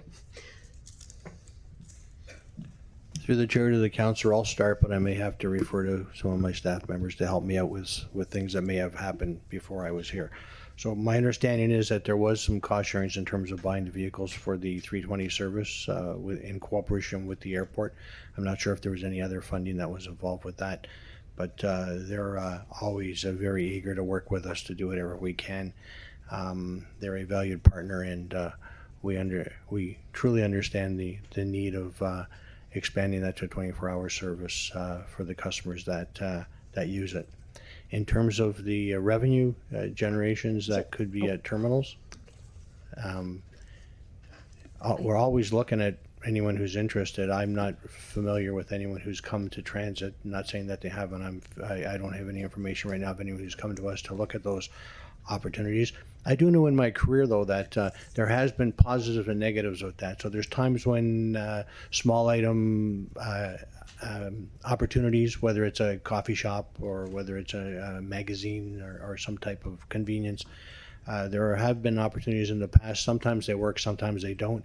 I think for us, as we get working with a security plan and have and growing ridership, that there might be those types of opportunities that may come to light again for us. So that could be an opportunity for us. We're always looking at that, or sponsorships, or anything that we can do to bring in additional revenue. Okay.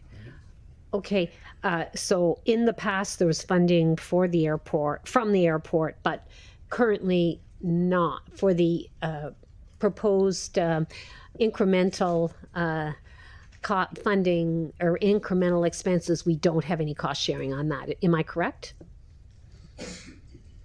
The councillor is correct. The cost sharing in the past was more about capital expenses. Okay.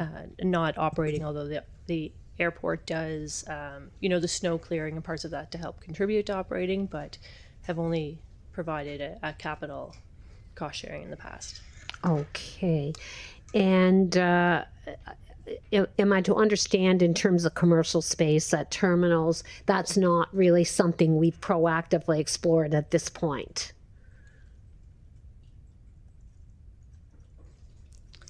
No, we don't have any current initiatives or projects. We have had mixed results in the past. If some people may recall, Halifax Ferry Terminal used to have a coffee shop in there. It was a long time ago now, but when we re-tendered that a few times without any success. We do have at the Bridge Terminal, there is a convenience store in there, which is a great amenity for passengers, but nothing we're proactively working on right now. Okay. And advertising revenue?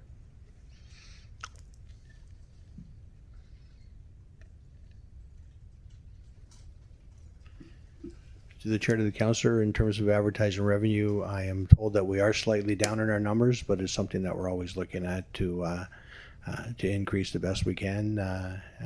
Advertising is important for us in terms of revenue, and we'll always be looking at those opportunities, but we are slightly down in our numbers of what we normally would like to achieve in advertising. That's something that we will be working on. And Councillor Steele, our CFO, has a comment as well to add to it. Thank you, Madam Chair. So just bring council back around. You approved a user fee and revenue strategy back in November. That applies to all business units. So all business units, there should, an expectation that they need to really look at sources of revenue, right? So I think to Robin's point, like looking at other ancillary revenue opportunities that we're not doing right now. Also making sure that we're charging the right amounts, but like transit advertising, for example, is a great one to have a look at to see, are we charging the right price points for those sponsorship, and certainly looking at better cost recovery on our services. So council approved that direction is there, that strategy. All business units need to start working that with finance as a lead, and it's part of strategic plan as well. Thank you. Okay. Thank you. I'm just trying to pay for those extra buses we need. Thanks. Thank you, Councillor Steele. Councillor Morse. Thank you. I have an amendment as part 2 of my first motion, and I think Krista has it. The motion is to amend with a new section that reads, direct staff to prioritize year 2 and 3 of Halifax Transit's core services plan within the municipality's 4-year capital plan.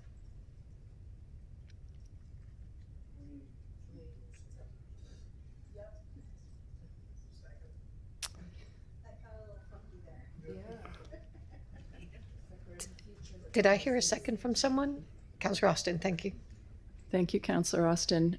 This is essentially making sure we can follow through with the rest of the core services plan. We were just talking about the first year with my first motion.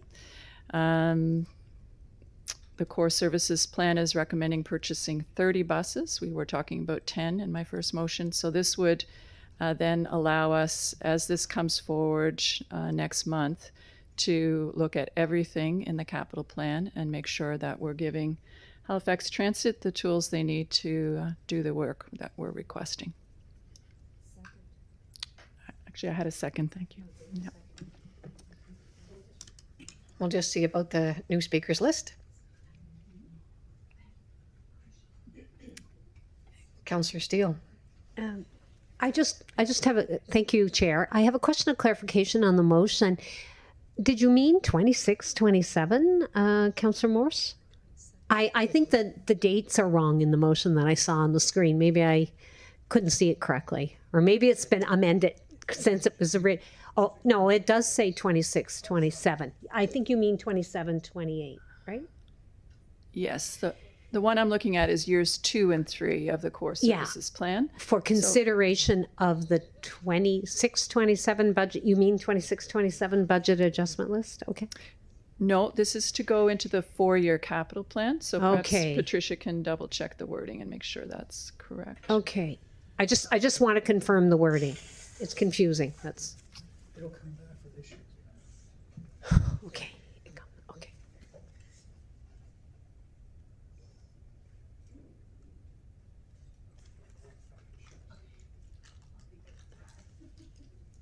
Yeah, I would recommend you remove everything after capital plan. Okay, good. But, you know, everything after the comma. So, yeah, there we go. So, That it's a works. friendly amendment. Councillor Morse, is that acceptable to you? Yes, it is. Great. And to the seconder, Councillor Austin. Thank you. Okay, so next on the list then is Councillor Hartling. Oh, my apologies, Councillor Steele, did you have more questions? No, great. Councillor Hartling. Thank you very much, Madam Chair. I guess my big question is that wasn't that already the case? Through the chair to the councillor, no. So the capital budget that Budget Committee would have received January 28th and 29th had no expansion buses in the 4-year plan. And I defer to if Finance wants to correct me, but I believe the direction was to come back with further reductions to that, not additions. So we wouldn't expect to see any expansion buses in the 4-year plan. In the 4-year plan at all? At There all would have at been this no new moment. buses at all? That's correct. Okay, thank you very much. Thank you, Councillor Hartling. Councillor White. Thank you, Chair. Thank you, Councillor Morris. Yes, I was just going to express my support for this and that we're with our agreement to look at 12% debt ratio. We're not quite sure what's going to be there and what's not. And then to hear what you're saying, Patricia, that it definitely wouldn't be there. So this is very necessary if we want to prioritize transit going forward. So thank you.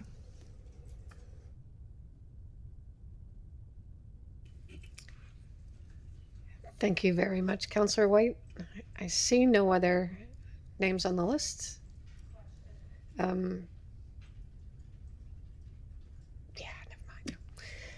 Question is called.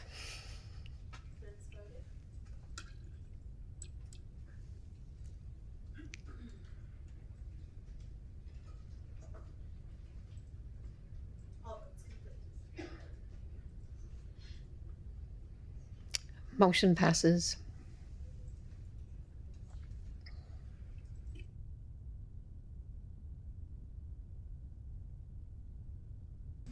So back now on the main motion and looking at the list. And Mr. Mayor, I might ask you if you could buzz in for me later. That would be great. I appreciate it. Thank you. Councillor Hartling. Were you on this one? Sorry, no, I must have buzzed in. Okay, thank you. Councillor White. That I was for the. Mr. Mayor. You gonna come down? Yeah, okay.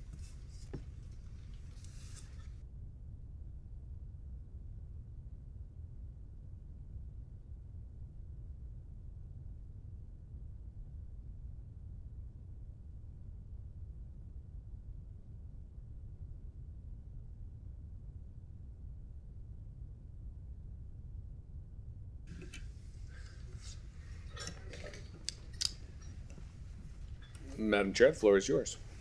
Thank you, Mr. Mayor. Thank you. You know what? Ever since the Transportation Standing Committee, I've had a little war with myself. Haven't really slept much at all because, you know, one shoulder, you got the person that's saying, this is all really good. And then on the other shoulder, there's something that's saying, I just don't get it. It is a lot of work. I know that you guys did a really good job. Patricia, you always amaze me. You do a phenomenal job for transit, and I just need to say that. Thank you. Not that I've always liked what happened, but, you know. And I guess, you know, what was just said, we haven't approved the core services plan. And I have a lot of questions about the core services plan. I have a lot of questions about the microtransit service plan, but I didn't think that they belonged here at budget. So when we get to regional council, I think that's when I'll ask all of my questions. But it's still a struggle for me to hear things like, yes, transit is core. Absolutely it is, if you can get to it. When you can't get to it, it doesn't feel like it's core for everybody. So, you know, that is a struggle. And I just want to say that when we're looking at core services and we're looking at the budget, you know, Councilor Mancini has used the word bold a couple of times. Well, I'm still looking for bold. We had a meeting with Jerry Post, a wonderful advocate for persons with disabilities, talking about Accessibus is really expensive. So how do you get people off of Accessibus and using regular transit? And some really good ideas, and I didn't see any of them in this business plan. The talk about safety for passengers on the regular bus system and how we could make the tie-down system a little bit better. It does meet the minimum standard. It meets whatever standard we have, but it could be better. And we could get more people off of an expensive service like Accessibus and onto regular transit. None of those things are we seeing. So maybe I'm just not looking in the right place. Maybe I have to bring something back to Transportation Standing Committee. Maybe next year I got to get myself on the Transportation Standing Committee so that I can get more of this stuff, you know, looked at in terms of motions. I sincerely appreciate my colleagues who bring forward motions for me on my behalf. But I guess I just wanted to be said that I think that we have a lot of work to do. And I think finding the current efficiencies and being really critical of what we're doing now before we start big investments, I think that's really where our energy needs to be. So that's my little rant for the day. Thank you. Thank you, Mr. Mayor.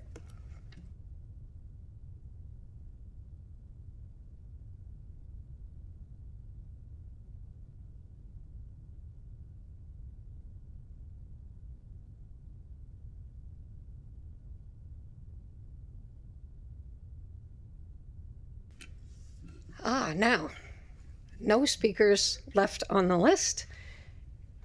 It might be that we're ready to call for the question on the main motion as amended.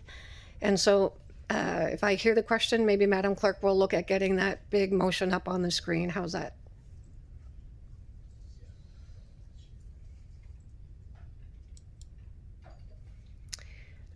Colleagues, do you have a comfort level to vote on this as it is presented on the screen?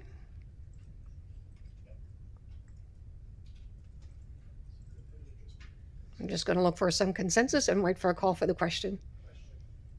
The question has been called. Oh, Councillor Purdy, you have a concern. Sorry, could we break out B, please? Could we break out B? Yeah. Thank you. So, you want to buzz in? I think we should break them all out. So if people buzz in, then I'll be able to get them in order. How's that?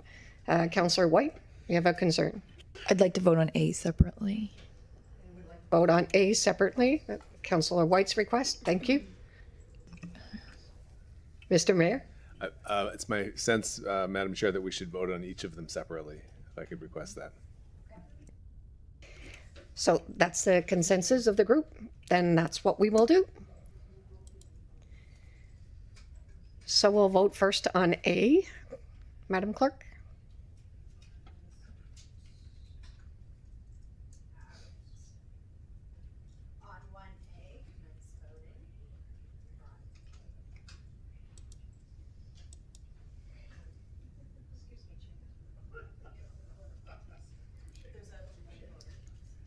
Oh, a point of order, Councillor Steele.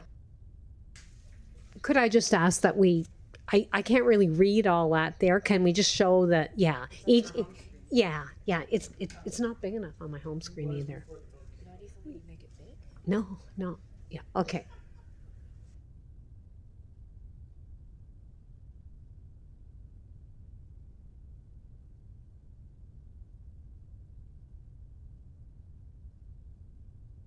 It's good. Can everyone see that now? Thank you, Councillor Steele. We appreciate that. To vote?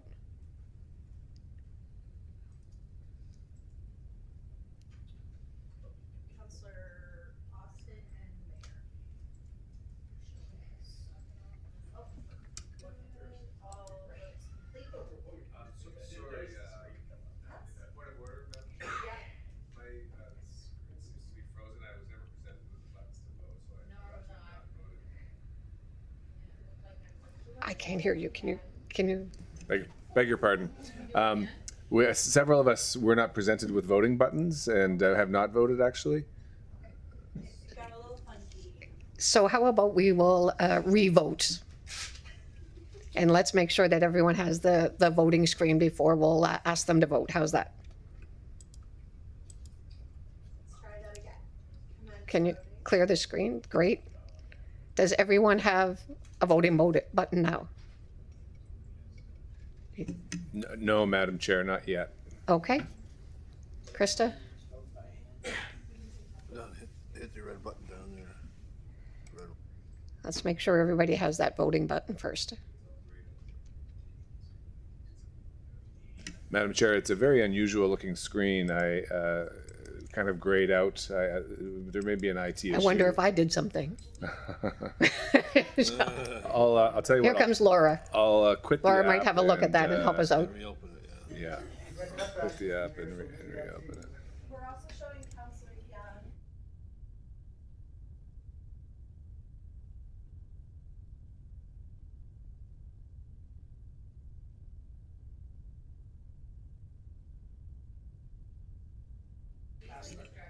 So, Councillor Young, do you have a voting button?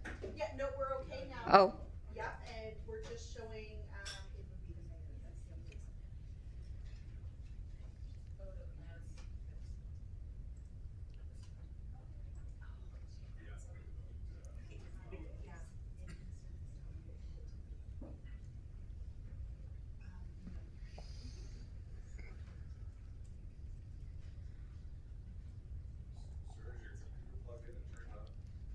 Okay, we know what the issue is.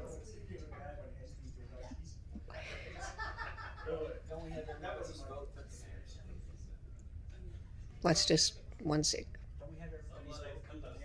That's right.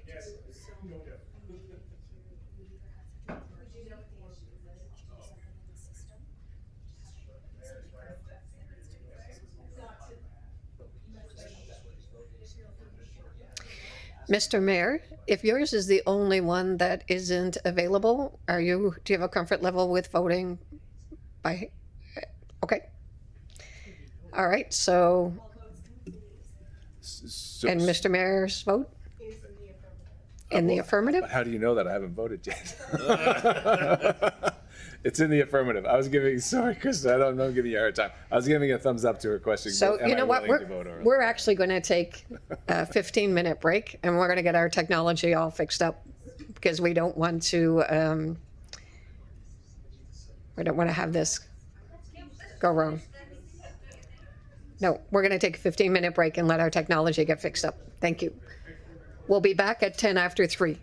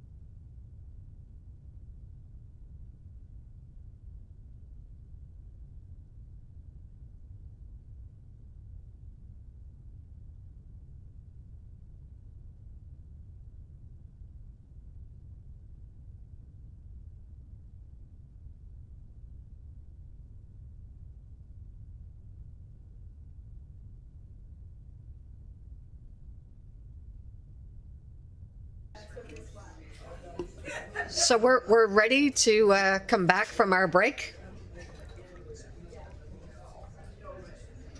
So we've just about got everybody back.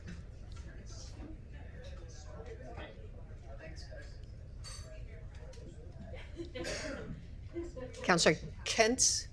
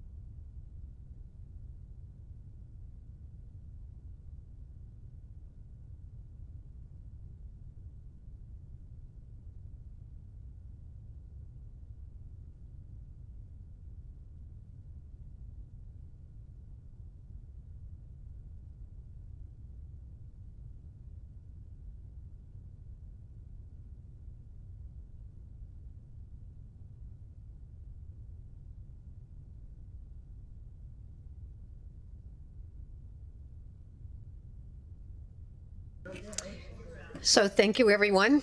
And thank you for indulging us the few minutes there for a break and to make sure that we've got our technology all organized and in place.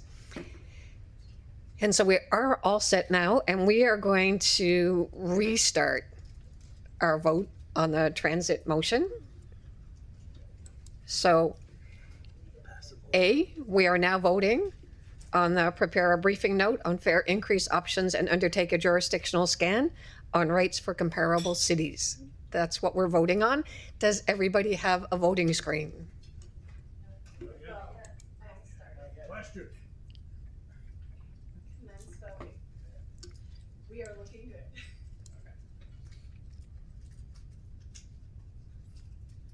All votes complete. Motion carries.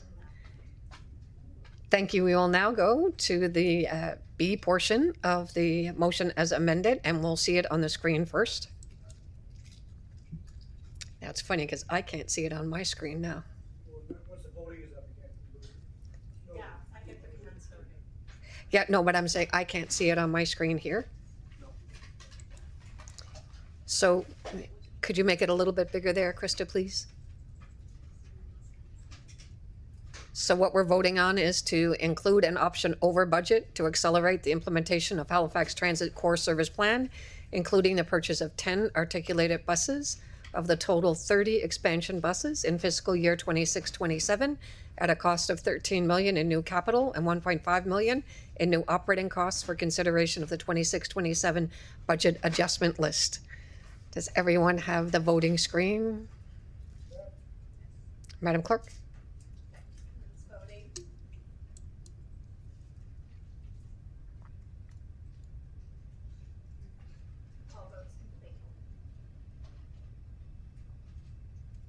Motion passes. Thank you. We now go to item C, include an option over budget up to $100,000 for bay rides to expand service in the prospect communities for consideration of the 26-27 budget adjustment list.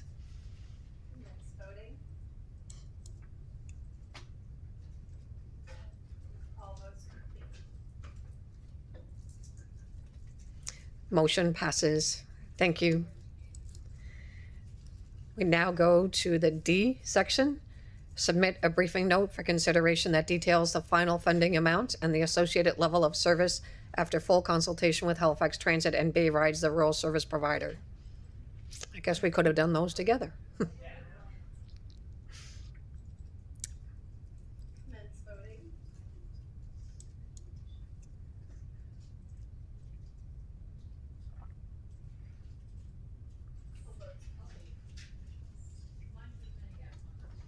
Motion passes.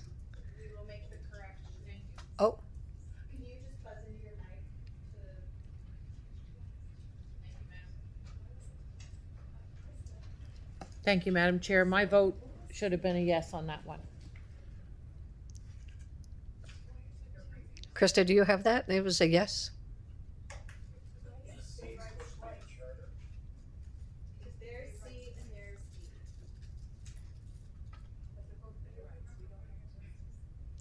So what we just voted on was D.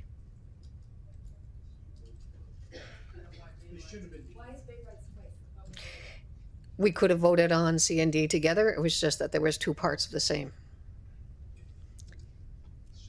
So the motion carried. We'll now go to the E part of the motion, which is prepare a briefing note on prioritizing years 2 and 3 of Halifax Transit Core Service Plan within the municipality's 4-year capital plan.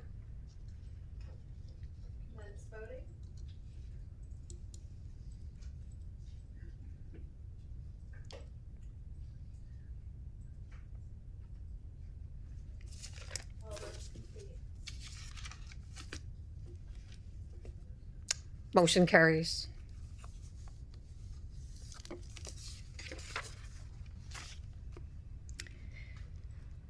Thank you, and I believe that concludes the transit.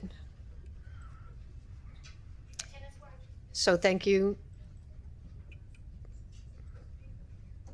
Did I miss something? Yes, so we've concluded the transit business plan. And now our CAO is going to give us a bit of a ticker update on what this may mean as we move into our next series of budget business unit presentations.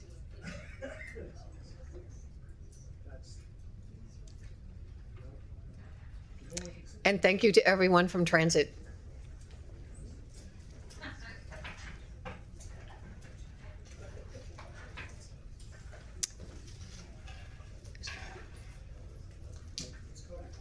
Brad, the floor is yours. Okay. Thank you, Madam Chair. We'll just give you a quick ticker update as we head into the public safety presentations and conclude the operations. There you go. It's up on the screen. So we started with per council's direction back in July to come back with a flat service increase. You said, so that came in at 10.9. Staff has launched and then we got direction to bring back reductions. And so we brought back the green reductions plus the change in the pension. That's a reduction of 9 million. So assuming you continue to take all the green reductions, which you have to date. You did build in one change already. That was on parking enforcement officer. So that's a 62.8. And then you have motioned a number of BAL under briefing notes to the BAL. Adding to 5.6 million. And so that, with reduction, it brings us to 77,000,005, which would be an indicative tax increase with just the unders at 9.2. However, you have motioned several BAL overs that take us at 17.8 million, which brings us to the budget, if all the overs are approved, back to 95.3. Which gives us an indicative tax rate of 11.3. That concludes my presentation, and we'll turn it over to public safety. Thank you very much, Mr. Anguish. We appreciate that. And so now we move on to item 7 of our agenda. Oh, Councillor Cleary, on a point of order?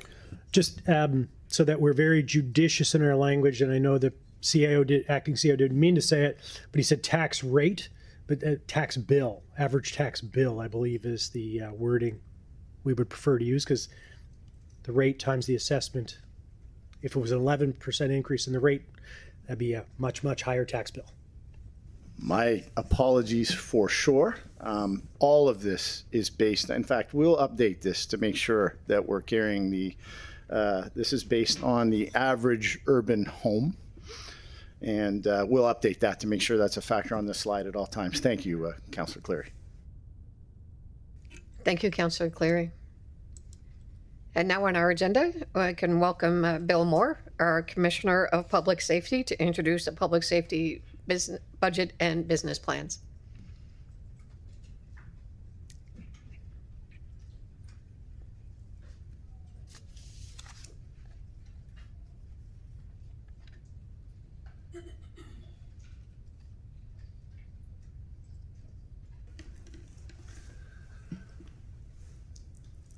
Good afternoon, Madam Chair, members of the Budget Committee, Bill Moore, Commissioner of Public Safety, and with me is my coordinator, Kara Evans. I'm going to provide an opening overview on the public safety group of business units. And then what we'll do is we'll then go through each of the business units with a presentation and opportunity for questions. They'll be in the order of community safety, Halifax Regional Fire and Emergency, and then our police services will present together. Okay, great. As I just noted, the public safety business unit collection are the groups of business units up on the slide. As I mentioned, community safety, led by Rachel Bohm. Halifax Regional Fire and Emergency, led by Acting Chief Dave Meldrum. Halifax Regional Police, led by Chief Don McLean. And the RCMP Halifax Regional Detachment, led by Chief Superintendent John Duff, all of who will be speaking with you hopefully today, but I'm probably into tomorrow. In the public safety world, I'm going to discuss just a few issues. These are certainly not an exhaustive list of issues. First was our ongoing affordability crisis that in lack of affordable housing is continuing to plague our communities. We have made some, I believe, some good inroads in relation to the reduction in some of our encampments. And as council will recall, Rachel was here to talk about a different means about moving towards, moving away from encampments as we go forward. I would be remiss at this point if I didn't certainly offer my sincere congratulations to the province and the work that they've done in relation to providing a number of affordable options and shelter options for individuals. It's been key to allowing us in reducing the number of people that are living rough on our streets. That being said, we are also seeing increased in relation to the number of community concerns around IV drug use and related waste and crime. Our team is continually to work with that and working with our service providers and trying to reduce some of those things. And we'll continue through the public safety strategy looking at drug and alcohol policy creation in that work. Halifax Regional Fire certainly indicates compensation and non-compensation related issues. I don't want to steal their thunder in their presentation, but as our community continues to grow and as we look at our effective firefighting force, there's options there for increases in staffing and in a way that they are providing service to the community. Halifax Regional Police indicating very aged headquarters building. It's not just a matter because the building is aged.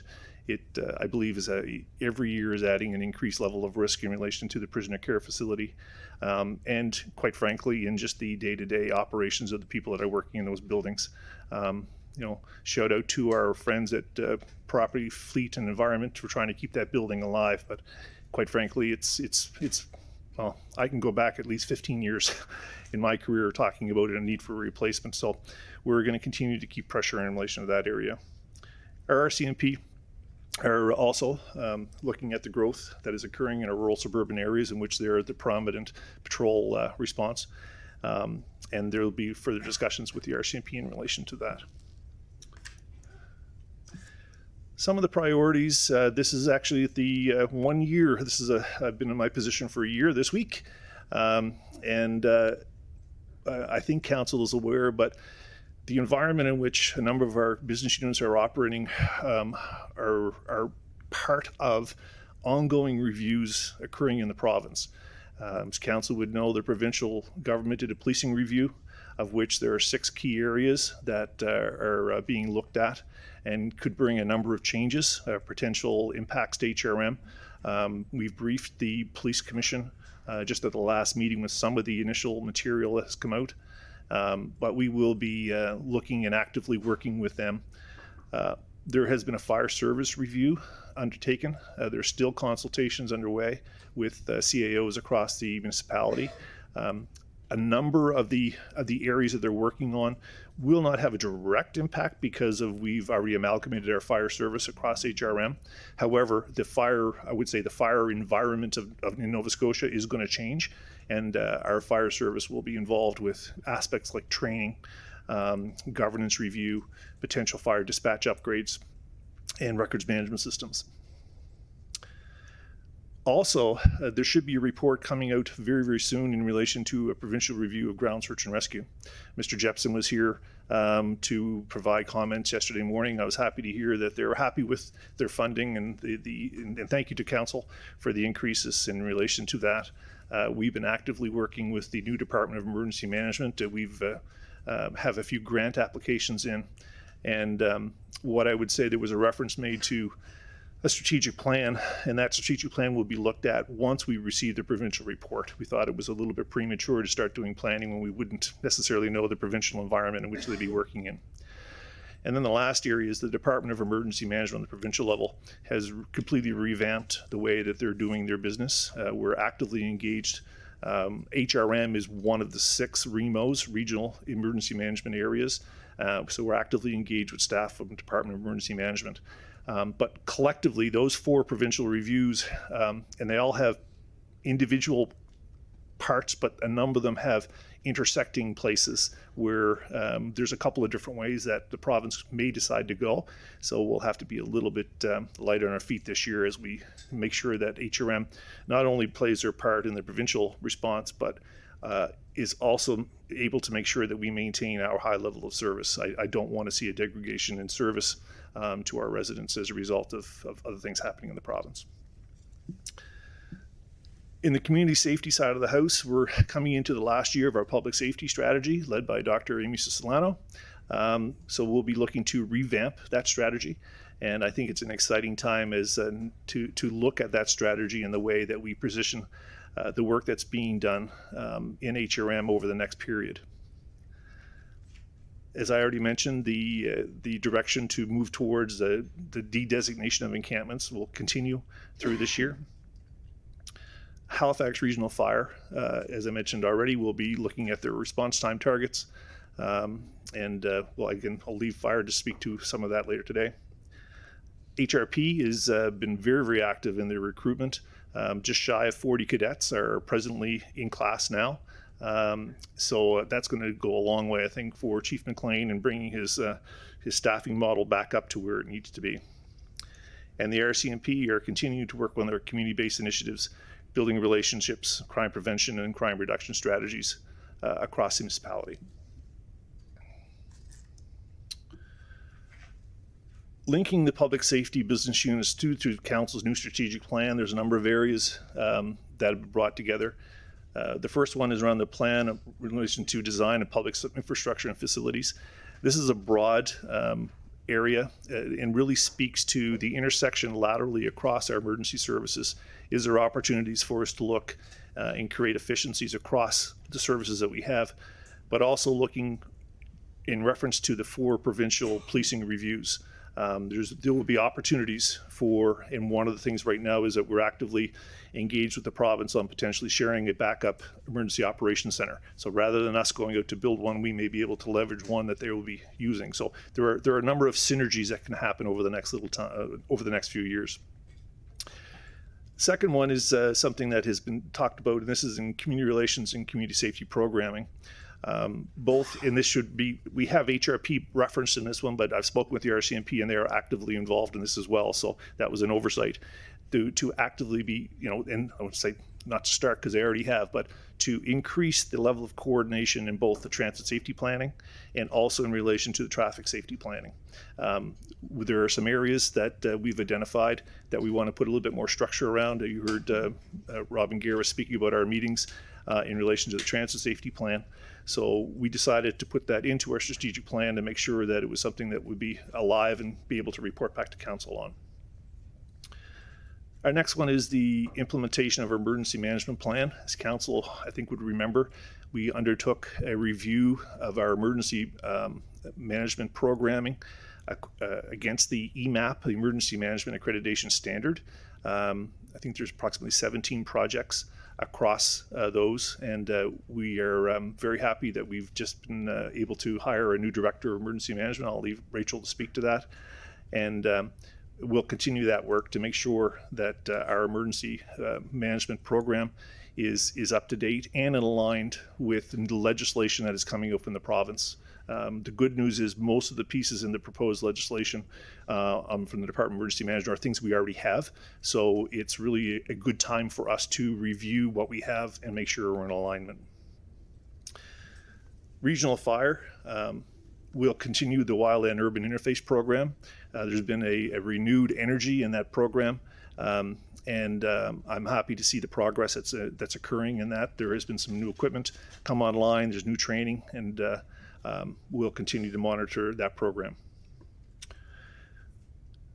The develop and implement the integrated comprehensive strategic plan on municipal public safety. That's a mouthful, but that really in my mind is looking across our removal of silos and lateral integration of our emergency services, both internally and with the province. The last one we've put in here, this is really has not really been municipal responsibility, but in regards to the recent water issues, we decided to put one in. The water issues that we experienced this year, I don't think are an anomaly. And when I'm speaking to people, I think this may become something of the future.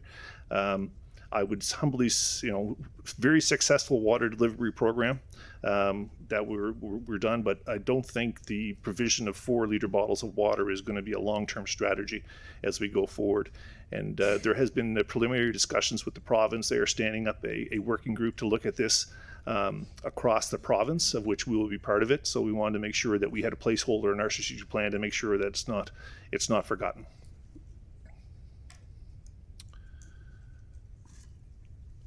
In addition, as mentioned, we're going to continue to support the Halifax Regional Detachment work in their community-based policing, looking at their satellite offices.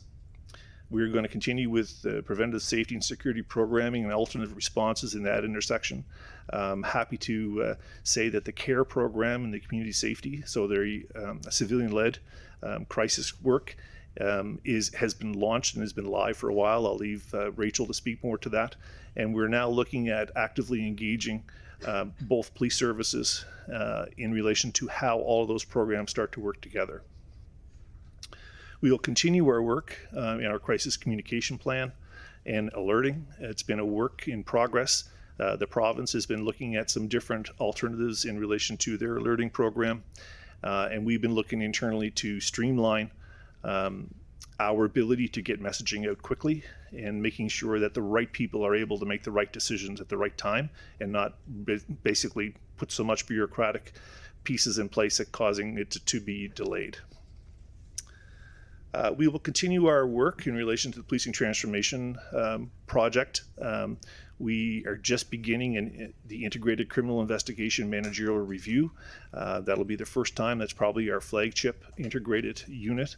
And we'll be looking at, in a combined fashion of both HRP, RCMP, and staff from my office, looking at that managerial review to making sure that we have right-sized, proper policies, and if there are areas that we can make things better. We will continue our work with the province. There will be our MOU, as some will remember the MOU discussion with the province, but that is just about to fruition and coming back to council soon. As I said earlier on, we could not have done what we've done without the support of the province of Nova Scotia, and we'll continue to work with them on a go-forward basis. And that rolls into the last one on here, is that we'll continue our work in relation to supporting those in the homelessness and our goal towards functional zero. Functional zero is, there may always be homeless individuals, but when a person becomes homeless, early identification and getting that person aligned with the appropriate services and getting them into the appropriate places is where we want to be to. So the functional zero will be our goal as I go forward.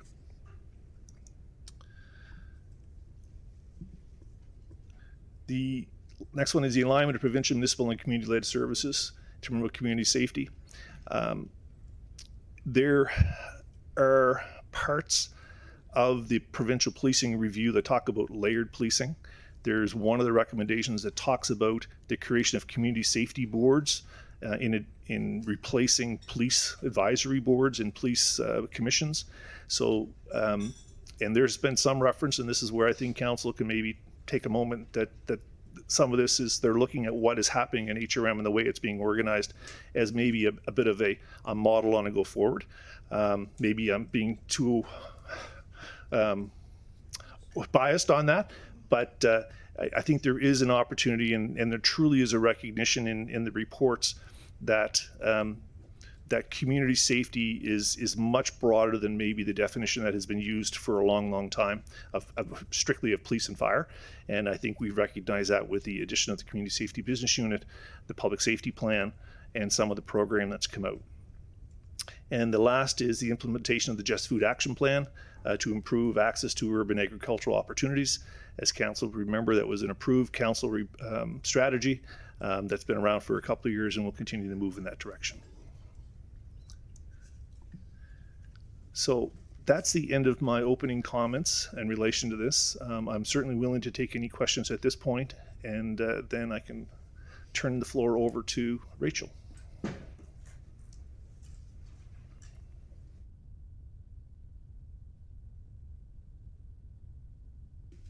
I think we'll have the full presentation, and then we'll go to the questions. Thank you. I'm Rachel Boehm. I'm Executive Director of Community Safety. So community safety is about addressing root causes of crime, social harms, violence, and victimization. And essentially, it's also about striving to match responses to the need. So traditionally in our communities, we've had police and 911 and EHS that could respond to needs, often ended up getting called to respond to social needs.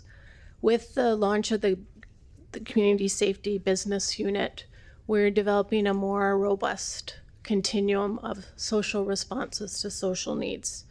And this is a win-win because it reduces pressure on law enforcement, 911, and our health services, and it provides better services to citizens. Our service areas include programs and partnerships. You might have heard about the community mobilization teams that do such great work in our community. Community standards and compliance, which is the bylaw and enforcement side of our portfolio. Emergency management, food security and food systems planning, housing and homelessness. And a core foundation of our portfolio is research and development, because we are trying to be evidence-based programs that are working in other jurisdictions. So that unit provides direction for new programs that may be effective as we try to increase community safety. Next slide. We're not adding many positions this year. These really reflect a few increases to crossing guard locations, which are in response to the population growth of the city and the new schools.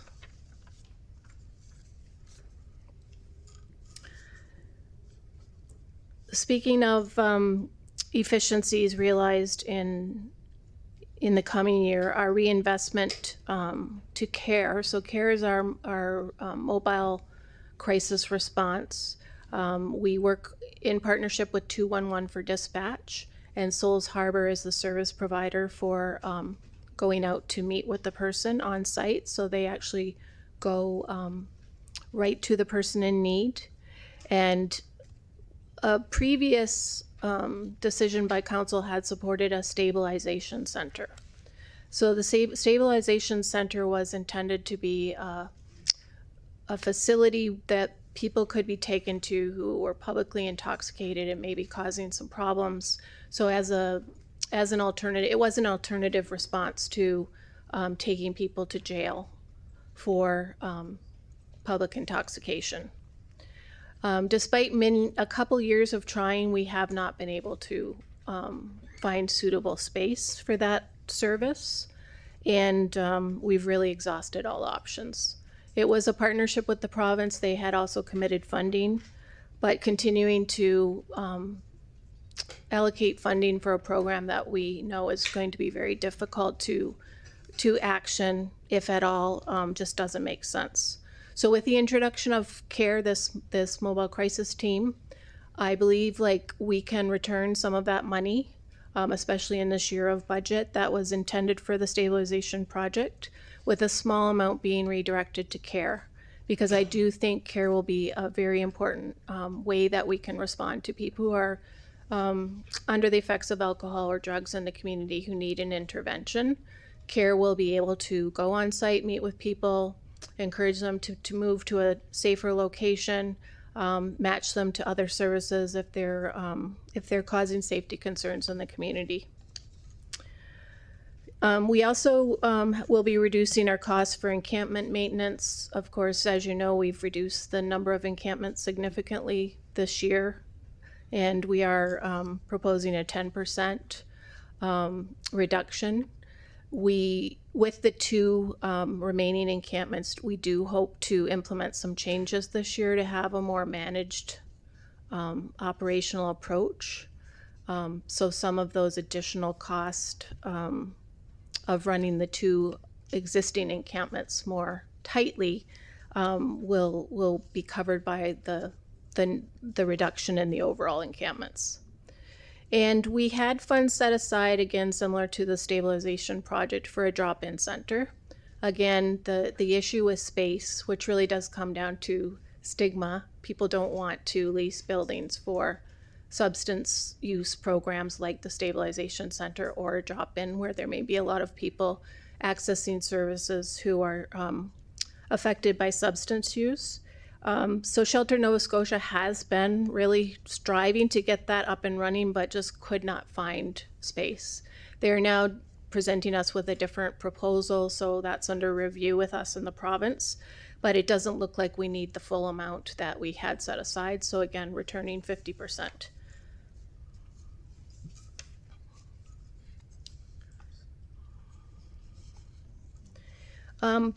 Just to highlight a few things from our operating budget summary of changes, the 198.3 is really our research and development unit with Dr. Siciliano, and that amount was previously covered by multi-year federal funding called the Safe Cities funding. It's come to an end, and so we have an uncovered cost in that area. As I said, that unit is foundational to all of the work we do in terms of measuring our impact, doing the research and development, but also the unit pays for itself because we often are able to access federal funding streams that we wouldn't be able to access without that team. The AIM amount is 1.5, so AIM was funded from a reserve last year. When CARE was initiated, which is the mobile team I was talking about, those kind of budgets were going to be maximized by kind of combining the AIM budget and CARE with the goal to integrate those services. So that work is underway to integrate AIM and CARE. And that was also an amount covered by the reserve last year. The mobile food market was also a reserve funding, and that was a multi-year commitment that Council had made, although the service agreements are annual. The neighbor mediation program is the United Way Community Mediation Program, and $100,000 was approved by Council, and $100,000 was set aside for that program. The contractual increases relate mostly to our compliance teams, collective agreement and compensation changes for the crossing guards, and a slight increase in the overall SPCA contract, which covers animal services after hours. Previously, we had our staff doing after hours, but this is expanding the SPCA contract is really a more cost-efficient way of doing that. So that is a change that happened this year that we now have a funding gap for. I think that covers the majority of those. So our proposed budget recommendations, of course, the green is fairly straightforward. We have fewer encampments, and we can certainly realize some cost savings there. The yellows also are programs that funding is set aside for but have never been implemented, and there's a low likelihood they could be implemented. So just makes sense to not be holding that money. The red category, not recommended by staff, include some of our contribution agreements, the elimination of the mobile food market, reduction of the community mediation pilot, and to cease annual contributions with the Ecology Action Center for funding related to the Halifax Food Council and the Just Food Strategy. And that is the end of my presentation. Thank you. Thank you very much, Rachel. And now, colleagues, I'm going to test your patience with me as chair right now. We're going to ask for questions of clarification after each business unit presents, and then we'll put the full motion on the floor afterwards. And that is just to be the most efficient for our staff time as well as ourselves. So if there are questions of clarification on this part of the business unit for either Bill Moore or Rachel, we'll look at the speakers list then, but we won't put the motion on the floor just yet. So Councillor Kent, you're first on the list. Yeah, no, I'm on for the motion, so Okay, I don't thank have you. any clarification. Councillor Mancini, do you have a question? Thank you, Madam Chair. Rachel, thanks very much. It's so good to have you on board. I have lots of confidence in the direction we're going here, so fantastic. My one question of clarification, you alluded to the drop-in center returning 50% of the funds, is that correct? And so where's that returning to? Is that returning back to your department? Is that returning to, before you also mentioned about the stabilization center going towards care, the money we're saving of that if we're not to continue on that path. So did I hear that correctly on the stabilization center? And then where's the money going from the drop-in center if we choose to go in that direction? Through the chair to the councillor. So it's money that's in the HRM budget, has been sitting in the HRM budget for those programs that haven't been realized, used for other important work, of course. But we are returning, we are essentially saying this money can be removed from our budget, excluding for the stabilization center, we're asking for a 20% holdback to reinvest in care to address the issues of public intoxication. And the drop-in center, we are entertaining another proposal from Shelter that looks like it will be about half the cost. So we're holding back that amount so that we still can try to have an intervention that will respond to the needs of the drop-in center, but it might look a little different. So that half was again in the community safety budget, and it's going toward the deficit. Okay, great. Thank you, Madam Chair. Thank you, Councillor Mancini. Councillor Austin. Thank you, Ms. Chair. My questions just regard the stabilization and the day center because they both have the same problem, and it's also the same problem the provinces run into trying to find space for accommodation, shelter options for the homeless. The private sector won't rent to you once they realize you're offering space for marginalized services. The only spaces we can get are developer type spaces where, like the bridge, the old church in my district, St. Paul's, where you have a developer that doesn't really care what happens to the building in the interim because it's not their long-term plan for it. So that's the only type of space you can get out there. Other commercial landlords run the other way when they see government coming with these uses. So my question is, both of those have run into the same problem. Both of them have been going now for several years. They're not unique. The same thing has happened with the provincial government. I'm wondering why this is coming to us here in this format at budget. What I would have hoped for from the department would be coming back to council saying, we can't fulfill these things as originally envisioned. Here are some options, because I've been of the opinion government, municipal, provincial, whoever is trying to do these things, you have to recognize what the private sector is unwilling to do and say, okay, well, fine, we'll buy our own land then. So I'm wondering why this is coming as a budget briefing note saying, well, we can't do these projects versus coming back to us with options. Through the chair to the councillor, we were all asked to contribute to reduction in budgets. So, personally, it made a lot of sense for us to reduce things that were not yet implemented, that are not likely to be implemented. The landscape as well has changed with over the years since the stabilization center was proposed, there was a lot of pressure on communities around public intoxication with alcohol. I think our landscape has changed. I've seen the data. I don't have it with me today. There are much fewer individuals being taken by law enforcement to law enforcement facilities for this issue. Law enforcement have really changed their practices. And what is a emerging concern in our community that my team hears about every week are the IV drug users and the garbage and needles and safety issues that go along with that. Having a compassionate response to people experiencing addiction.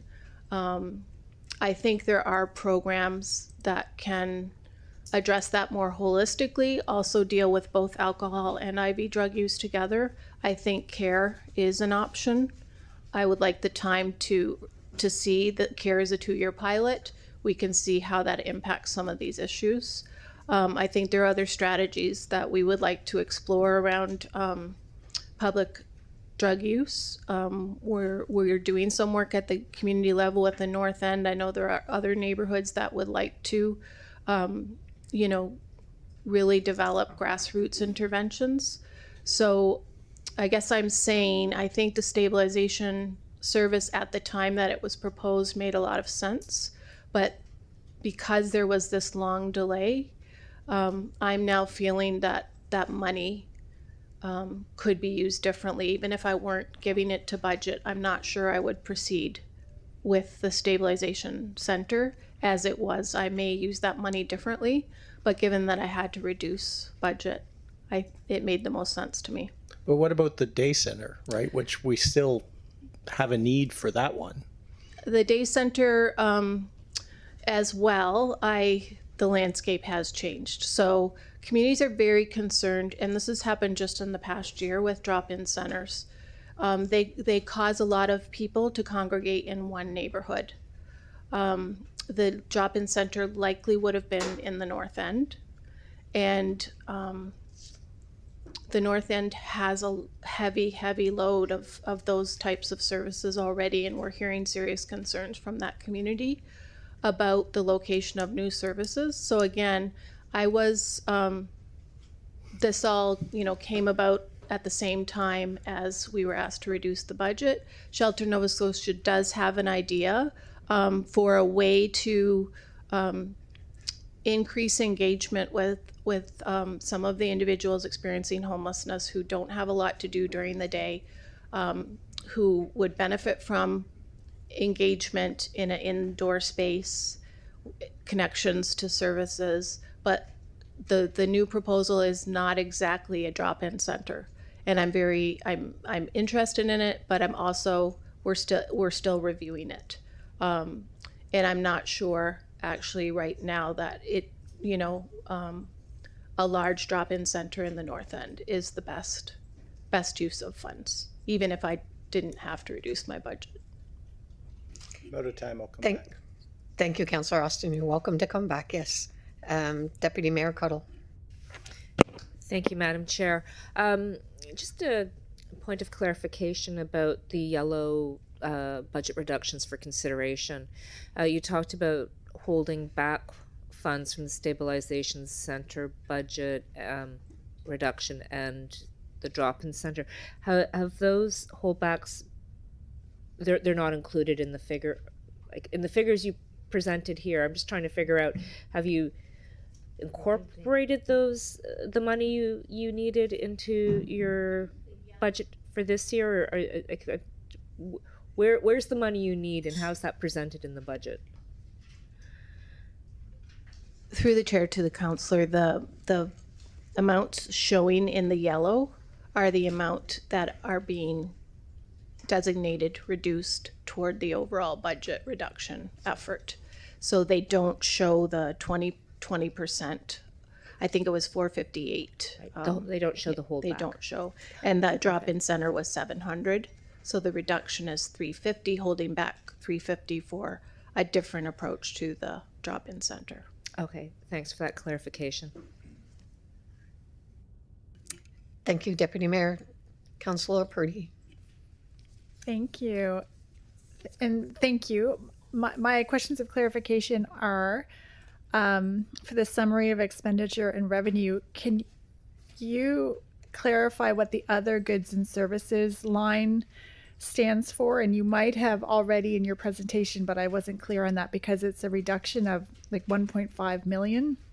So I'm just wondering, what does that stand for, that 1.5? What is that a reduction in? And can you also remind me what AIM stands for again? AIM, the AIM team strategy for 1.5 million. And also, do we have a success update on the mediation pilot? I know it started in the fall. Do we have enough information yet for any updates on how successful it is? And for this coming year, there's 100,000 again in the budget. So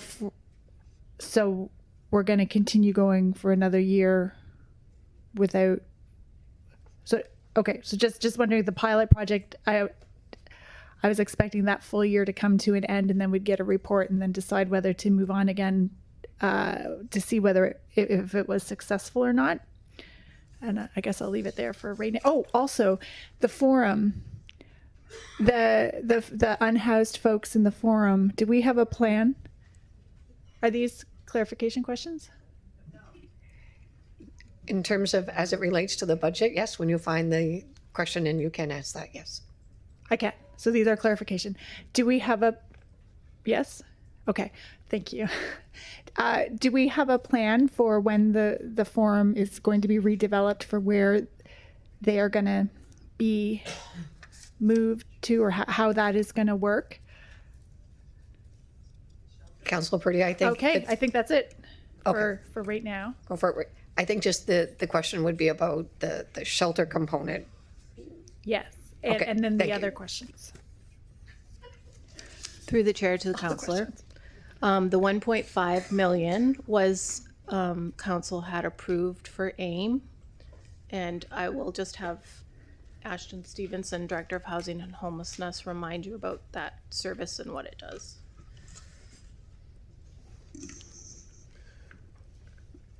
Sorry, through the chair to the councillor. AIM stands for After Hours Individualized Mobile Engagement Team. It's right, okay. There's a lot, so we call it AIM, and that's for folks experiencing homelessness within encampments, non-designated and designated. So our outreach team starts from 8 a.m. to 4 p.m. The AIM team comes in from 4 p.m. to 12 a.m. It's the reason why we can respond for that long of a duration. If we tap out at 4 p.m., we're going to come back at 8 a.m. to, answer some of those requests from counselors or 311. So AIM taps in around 4 p.m. to 12 a.m. Okay, thank you. Counselor, the 1.5 was originally budgeted for AIM. AIM has not come in at the full amount, but during the development of AIM, we are also working on CARE. And when the CARE model was fully developed,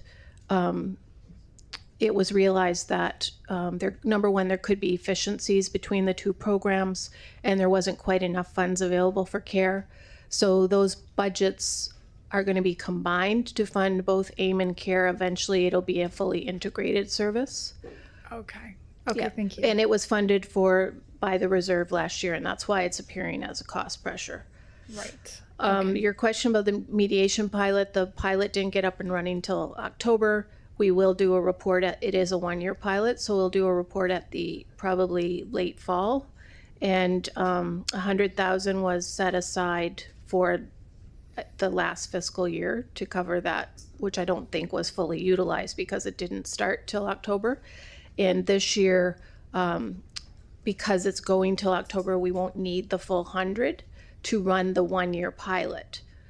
So we are contributing that as well to the budget reduction. That, of course, would tie our hands in terms of we would not be able to extend beyond the first year pilot period if the decision is made to accept that reduction. Right. Okay. And the forum? So, thank you, Councillor. Oh, Yeah. their answer. Sorry about that. You want to do the forum? Through the chair to the councillor, the forum, I think we need some more time. I think overall we're going to need a new space ultimately. There are issues with the building that we're all aware about, so don't have a concrete answer right now, but yes, we need a better long-term plan for folks sheltering there right now. Yeah. Yep. Okay. Thank you, Councillor Purdy. Councillor Steele. Thank you, Chair, and I'll try to keep my questions to budget items. I have a few questions for you, Bill. You mentioned a myriad of provincial reviews that are underway. I guess I'll ask the question this way. Are there any potential costs or savings that might come to us once these reviews are complete? I'm always looking for efficiencies. Integrated services sometimes mean efficiencies rather than incremental costs. So just a global question. Madam Chair, through to the councillor. Potentially, yes. But what I would say is that the devil will be in the details. So, for instance, one of the items in the policing review is a single records management system for all police in Nova Scotia. So, at present, HRM has a records management system that is used by both the regional police and the RCMP Halifax district here. So, there's a potential that cost of that, but I fully expect that there would be some type of user fee or something that would go along, as in there are other shared models across the country that that have that type. So the answer is yes, potentially there may be the opportunity to reduce some of our capital costs and go to more of a billing kind of approach. But again, the devil will be in how the details, because when we go, some of these systems, and the same thing is being proposed on the fire services side as well, to have a single fires records management. So if you look in your capital book, regional fire has a replacement of their RMS system in there as a capital item. So again, there's another option there. But each one of these systems will become, once we no longer have that system as being our own, the ability to integrate other parts to that system becomes limited. So now it doesn't necessarily have to be, but there's the potential of that. So that's what I was trying to reference about. We have I would believe, a very high level of technology supporting our emergency services. There are a number of places in the province that have low levels. The province in some of these reviews wants to bring this up, but what I don't want to have happen, that this comes up at the expense of us coming down. That's really where my concern is as we go forward. And I've had those conversations with both the Department of Emergency Management and the Department of Justice. To wrap that all up, it really will be in the way that it is rolled out. And that's why I want to make sure that we are very, very present at the table as we move forward on these things, so that we don't inadvertently lose service. Okay. And I have another question. You mentioned the drought mitigation strategy that you hope to work on, and I'm trying to keep this to budget. So a strategy would be developed. Do you anticipate costs associated with that? And then I'm not sure if this is for you or maybe it's for Jerry. I know that the province supplied water to people that were, had issues with their wells during our severe climate changes we experienced the past summer. So I'm wondering, what were the costs to HRM? And then, how does that tie into the strategy that you're looking at? I am worried about the work in this area, wondering, are we going alone on this? Are we working with partners? Is the province leading? Because you would think, given that environment is, a key priority, and they have the key mandate in that area. So curious about that. Madam Chair, through the councillor. Yes, so this was a conversation that started at the Department of Emergency Management level, but we very quickly realized that this was not really an emergency per se. I mean, the immediate response was, but we needed a much longer strategy. So my understanding is that the province is going to take the lead. Department of Environment will be the lead. I've had brief conversations with both Halifax Water and to making sure they will be involved. I've had some other conversations with other CAOs around the province to make sure, because one of the potential things that could happen is that we could end up in a period of robbing Peter to pay Paul, where people that need water will come to where water is available, for instance, here, and we're end up, exacerbating our own problem. So it really needs to be a collective approach, and in conversations with the CAO, we wanted to make sure that that issue didn't get forgotten about until the end of next year, when all of a sudden people's wells started drying up. We wanted to make sure that it was alive and have a placeholder. I do not foresee us being the leaders, but we will be a partner and making sure that we're present at the table so that there's not inadvertently negative impacts to HRM, and understanding where our bumpers are, like what is the municipal responsibility in those areas.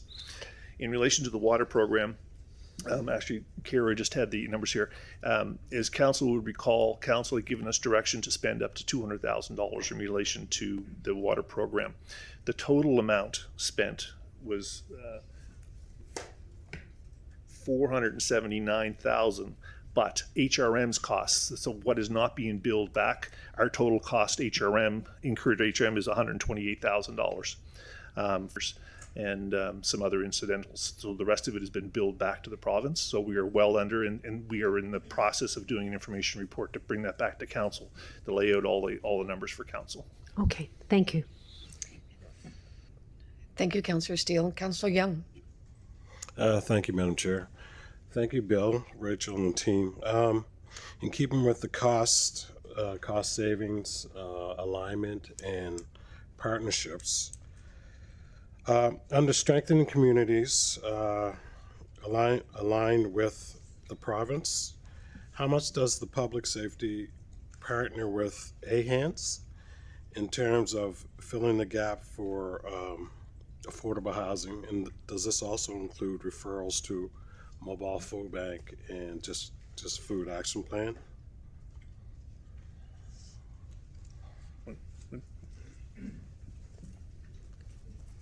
The chair to the councillor, we do partner with AHANS. Our coordinated access program sits with AHANS. They also do responsibility for much of the data tracking with the pit count and also the by name list and administration of the by name list. So that aspect of their work very directly impacts the work we're doing to rehouse people.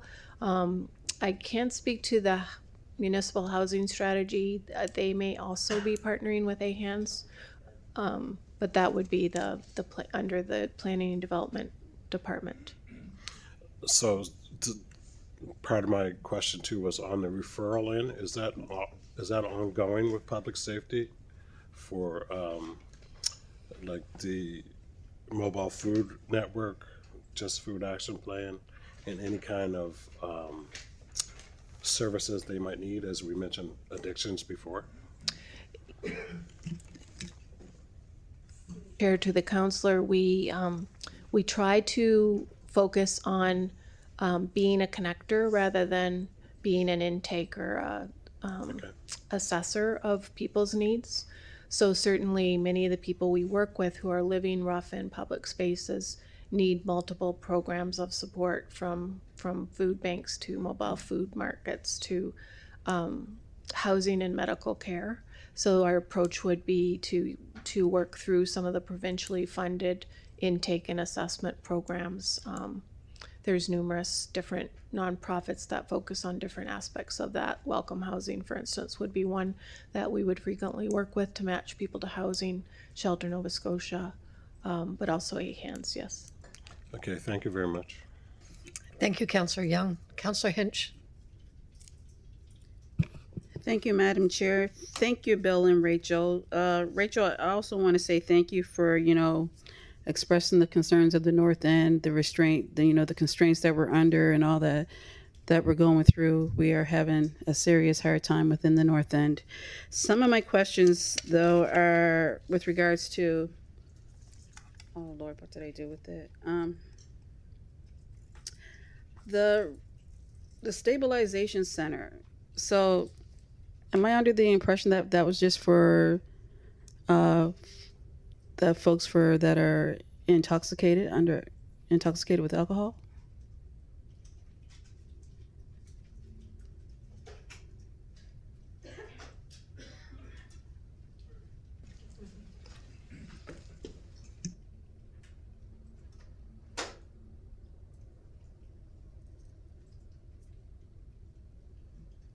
Amy Siciliano, Public Safety Advisor. Hi, Amy. Hi. Through you, Chair, to the Councillor, the Stabilization Center was designed for polysubstance, although I think historically the concerns around public consumption of alcohol had certainly informed the way the program was designed. Okay. Also, Rachel, you mentioned that the police were taking a new approach when it comes to public intoxication and things of that. Can you tell me what the new approach would be? To the counselor, I think the work over the past few years with the public safety office and community safety, all of the components of our program, from compliance officers who kind of make the rounds in the community every day, to our outreach team, to programs like AIM and our partnership with many of the not-for-profits. It's really like an alternate response.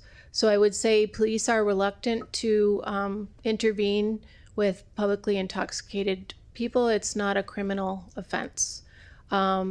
Because we now have a more robust public safety strategy and community safety program, police have alternatives. So, they can call AIM if there's someone, but more importantly, the community calls 311 and we can send AIM.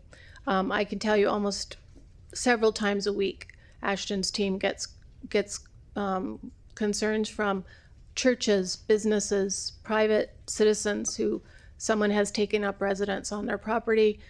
Generally, I find Haligonians very compassionate, but where they draw the line is it's really difficult to see people shooting up on your property. Your children are exposed to that. And so even the most compassionate individuals, when that starts happening, they're looking for an alternative. They don't want to call the police, and they are calling us. So I think the infrastructure that we've built and that we're continuing to build through CARE and other programs that may be developed in the coming year are the reason that police aren't having to intervene. They don't want to respond to social issues. Law enforcement is not the best match. At times it is, if there's weapons or, there's aspects of situations that definitely make it a law enforcement issue, but they don't want to respond when it's just somebody's using drugs in an inappropriate location. And we can very compassionately, civilian-led, go to people, try to redirect them to other locations and connect them to helpful services. So with back to Councillor Austin's question, we have surplus land, HRM. Has there been any conversations with the province to help fund a stabilization center or anything of sorts, along with surplus land from HRM? Through the chair to the councillor, the province was funding half of the stabilization center, so the budget would have been around $1 million altogether. That was dependent on a leased facility. No, I don't believe that we explored built to purpose facility. We would that would require very heavy upfront cost that would have exceeded the budget we had available for that. Okay. One last question. The mediation program, that's a pilot, am I correct? Through the chair to the councillor, yes, it's a 1-year pilot run through the United Way. Will we be getting an update how the pilot's going? In late fall. It started in October, so to have a full year of program, we will have to wait till the fall. All right, thank you so much. Thank you, Councillor Hinch. Mayor Fillmore. Thanks very much, Madam Chair. And Bill, thank you to you and the team for your presentation today and all the work that's behind it. Really, I'm grateful for that. Rachel, in particular, I just wanted to express my appreciation for the work that you and your team have done to move us toward functional zero homelessness and getting people indoors and in care and reducing the number of encampments. It's really powerful work, and thank you. I'm hoping that this budget will help you to continue that important work. I have three quick questions. I'm not sure who will want to field them, but I wonder if you could clarify what partnerships exist with senior orders of government in relation to the SC07 programs in your business plan. For example, is HRM the sole funder of the food distribution program, the food asset map, and the proposed community fruit and nut tree program, or is there participation from other orders of government? That's one. I wonder if you could expand on the $3.1 million increase in the line item called Other Fiscal to let us know what's going on there. And then finally, if I could follow on Councillor Hinch's question around the neighbor mediation program. I see you're seeking an additional $100,000 there. And just wondering what we know about the success of the program so far, and is it achieving goals, and what will this additional funding help to achieve? So thank you. I'll stop there.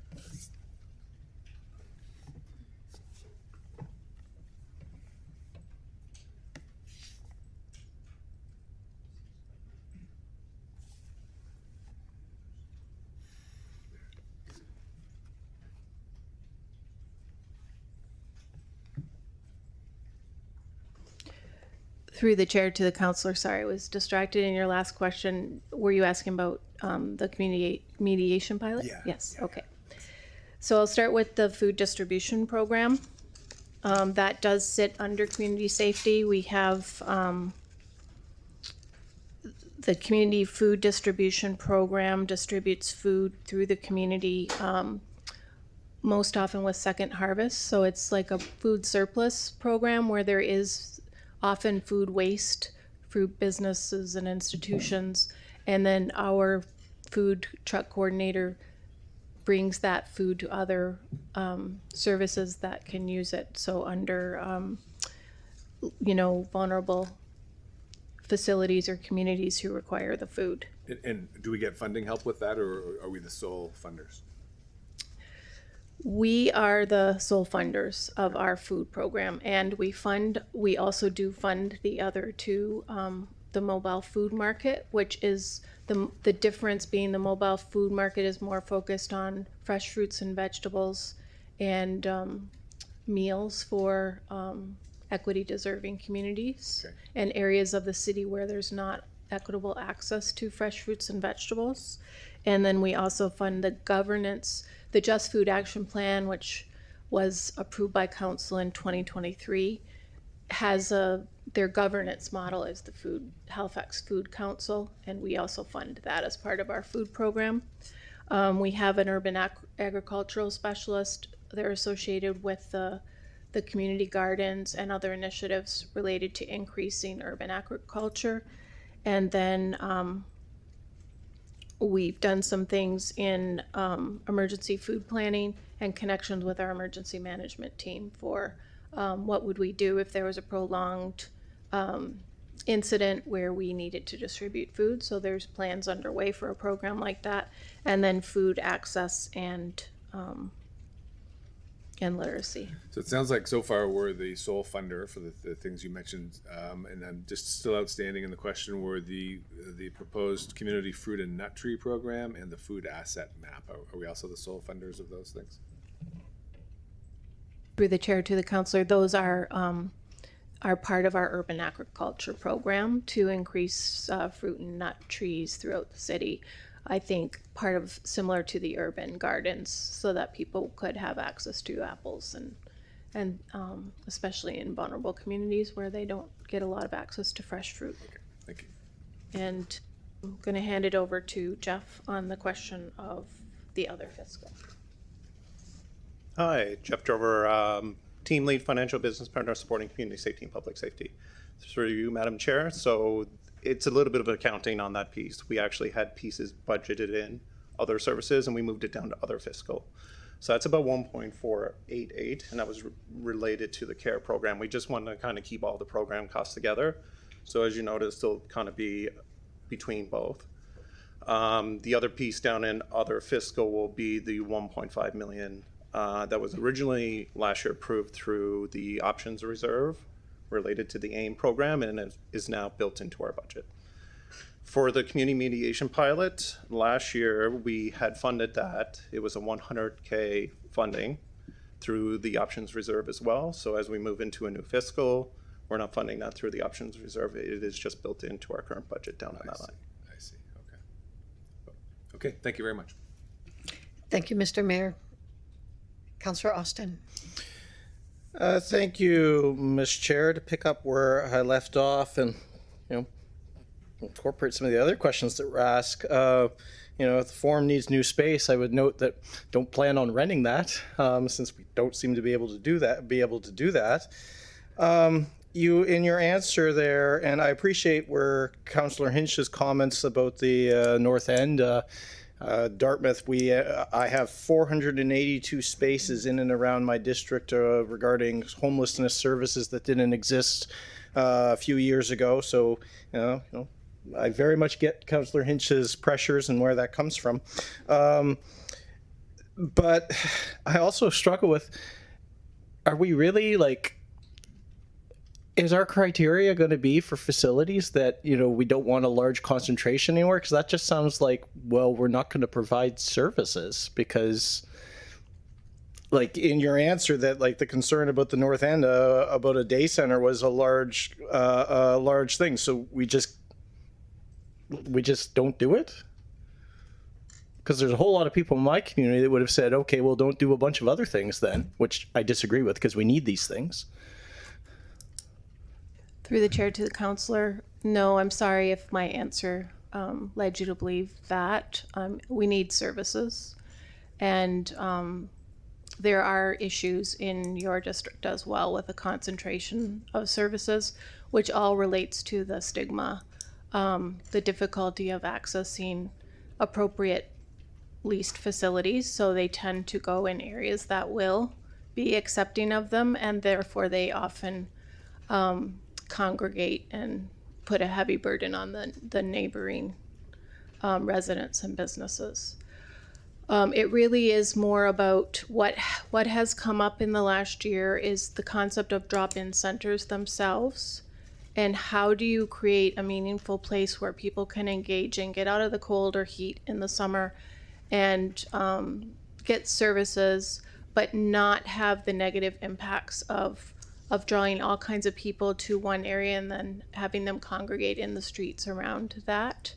Is a drop-in center, and this is just something that has come up on the provincial radar from some other communities that we have started to have talks about. Is a drop-in center in the North End, actually a location was looked at in your district as well. Is it the best solution to the problem of people not having a place to go during the day? I mean, first and foremost, if people have housing, they won't need drop-in centers.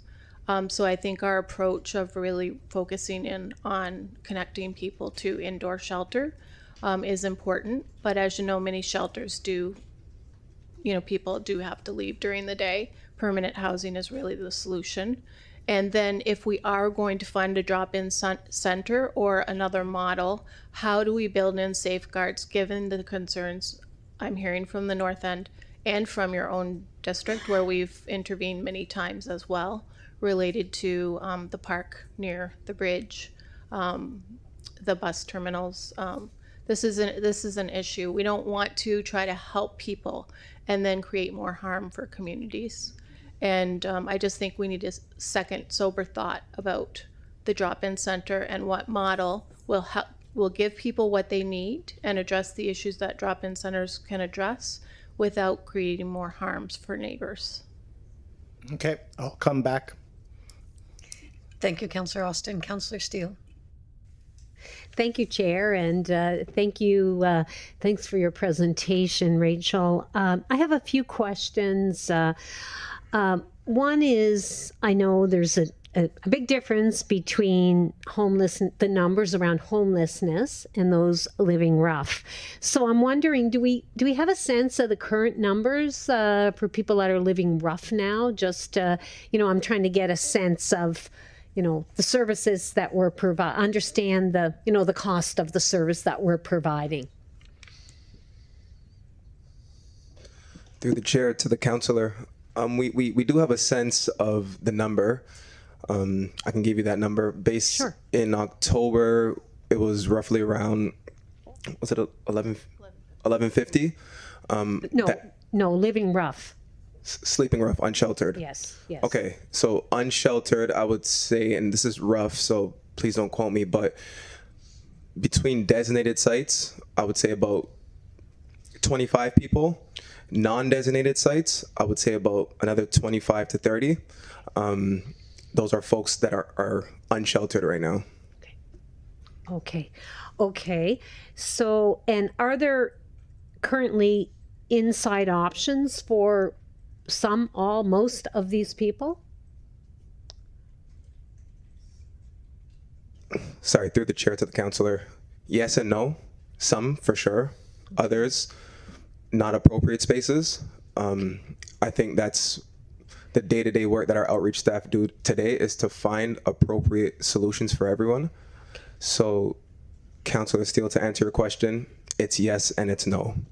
That's just the truth. Okay. And what I'm getting at here is I'm trying to understand if we have any duplication of services that might be offered. For example, I believe we provide some sort of a connector service. So we're connecting the people that are perhaps living rough to some inside housing options. And then we're connecting those that are categorized as homeless or in a precarious situation. We're connecting them with perhaps more permanent housing. Could you help me understand our role, what our role is? What gap are we filling there? Through the chair to the councillor, the gap that we're filling is that our team, if folks reach out to us about anybody sheltering in a prohibited location, that's a daycare, a splash pad, a sports field, we are the only team mandated to attend promptly and engage with those folks to help them move along. If we're not there, police are going to have to do that. The other outreach teams throughout the province aren't mandated to move folks or encourage them to go to designated sites. That is what we do. Local businesses, trails, any requests that come in, email 311, it is our team responding. So I think the gap lies with, if we're removed, it falls back to police. Okay. I'm out of time. Thank you. Thank you, Councillor Steele. Deputy Mayor Cuddle. Thank you, Madam Chair. Just a couple of specific questions. The fruit and nut tree initiative is interesting, and I agree with more fruit trees around the city. But I'm wondering, how do these programs relate to like our urban forestry program, for example? Like, is there like a duplication of efforts here in terms of tree planting, and could the urban tree program focus on kind of that food production tree planting? I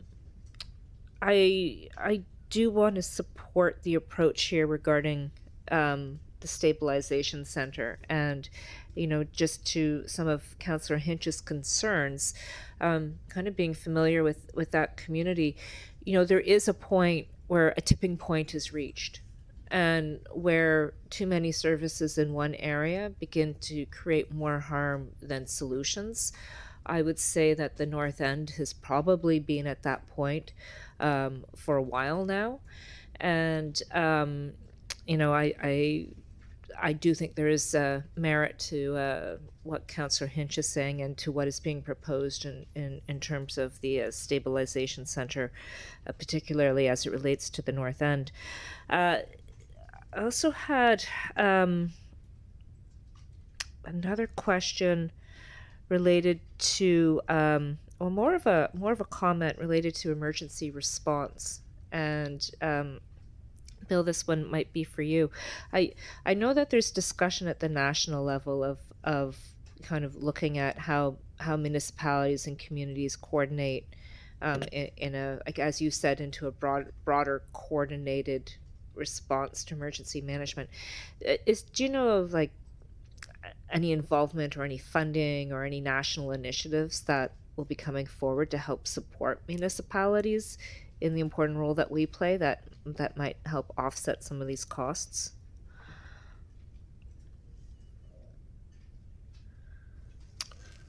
Madam Chair, through the councillor, so on the emergency management side, yes, there are at least two programs right now that we're actively participating in with the province.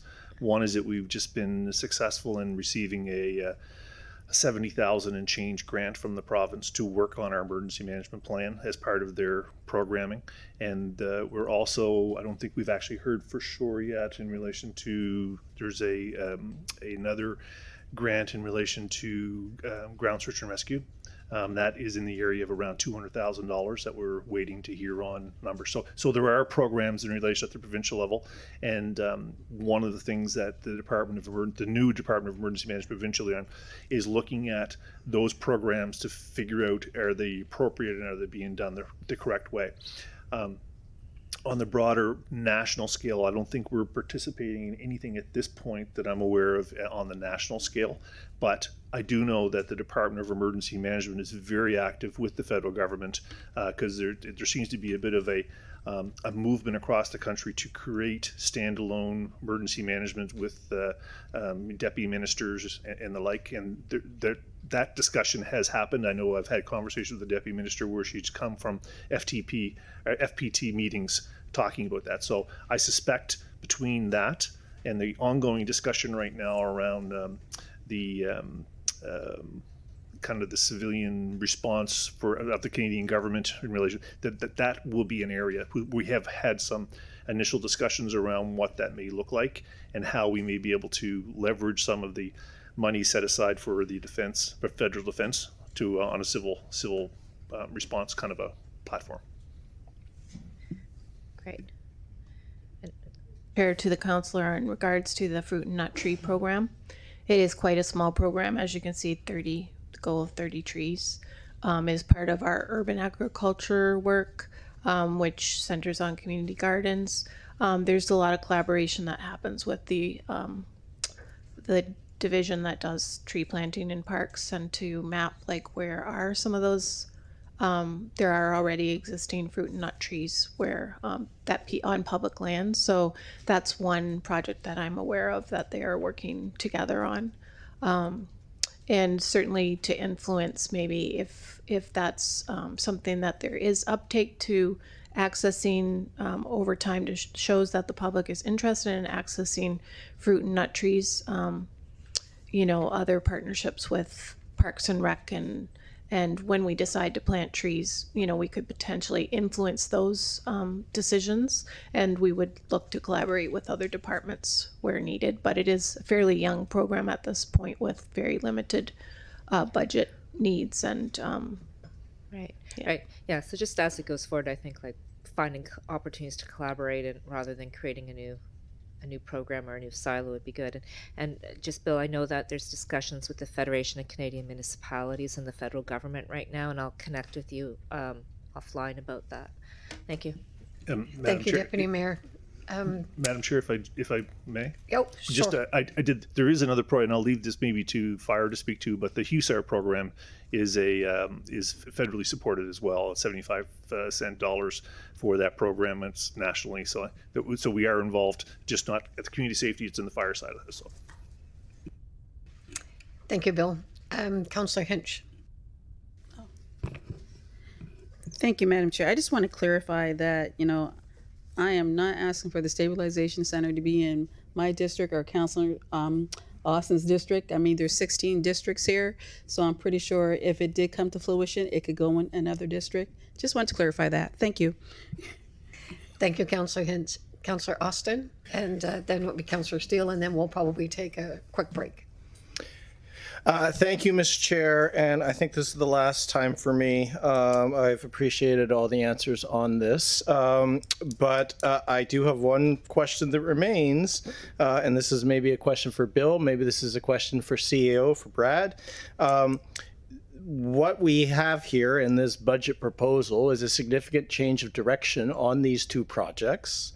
And I think from a governance point of view, to have this come forward as a one paragraph briefing note to us, this should have been a staff report. We should have actually had a proper look. We think we need to change directions on this. This is the reasons why.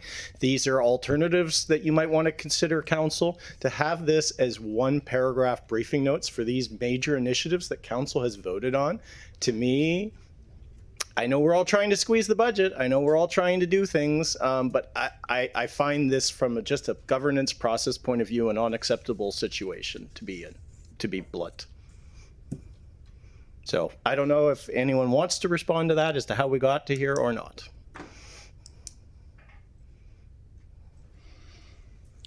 Yes, Councillor. Acting CAO Brad English. I think Rachel made it very clear.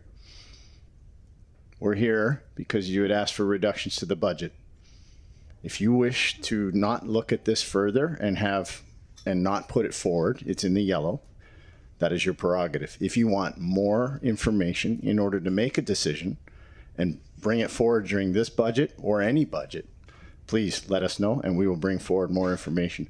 But essentially, if nobody moves this forward for debate as a yellow item, then there is no discussion. We are staying the course.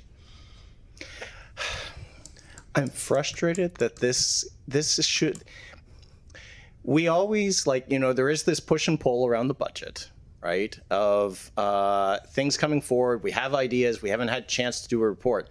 But this should have been, in my opinion, this should have been a staff report going into the change of direction, going into the change of approach before us. There's some big issues that we've all kind of been touching on here. I don't mean to be a jerk, but I feel like something has been missing here. Councillor, that is a fair comment. I respect it. And like I say, it's clear you don't want to move this as a budget item. Please don't. It's as simple as that. Okay, thank you. Thank you, Councillor Austin. So now we have some more names on the list. I think we'll take our break and we're going to come back at 5 o'clock. Thank you.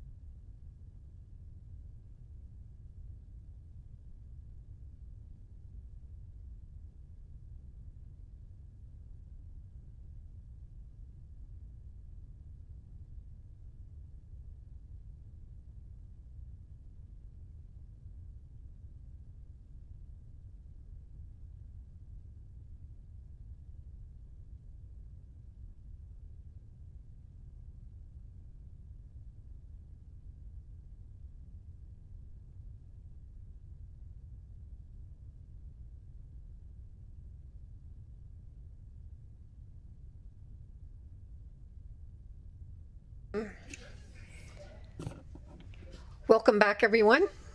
Thank you.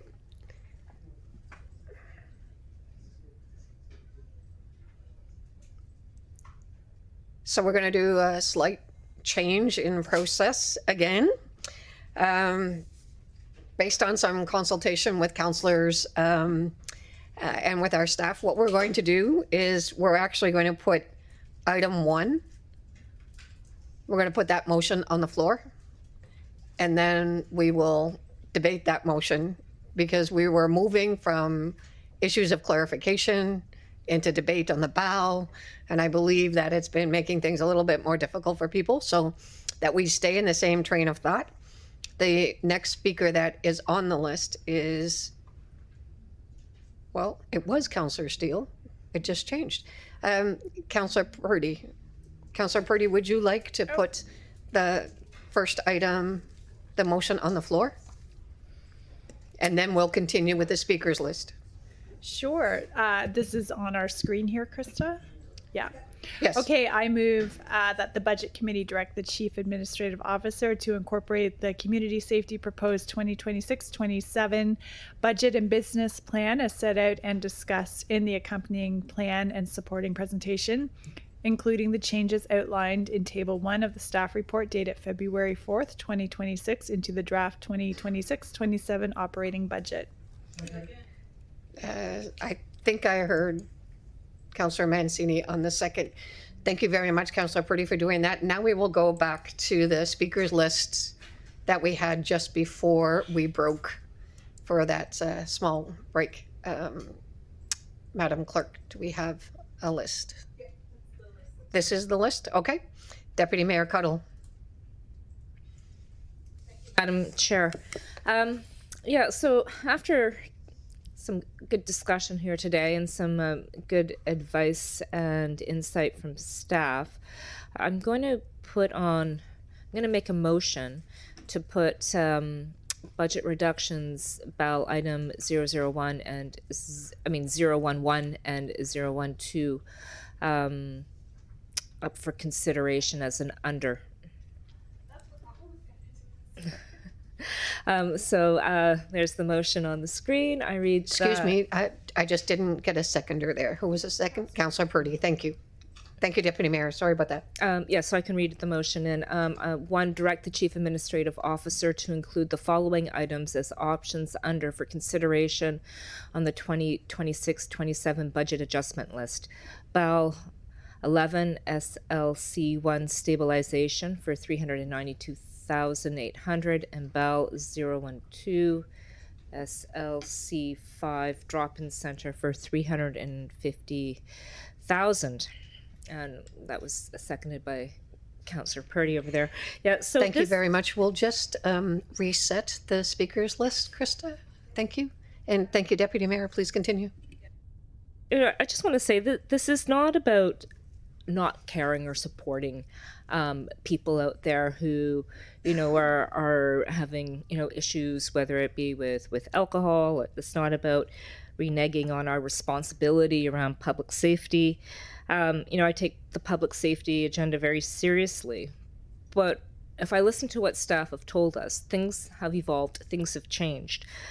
We have new partnerships, particularly when we look at kind of our homelessness initiatives with the province, which has been a really, really positive thing for us, something that hasn't happened in years past. And, we've made great strides in that, and that's changed the landscape.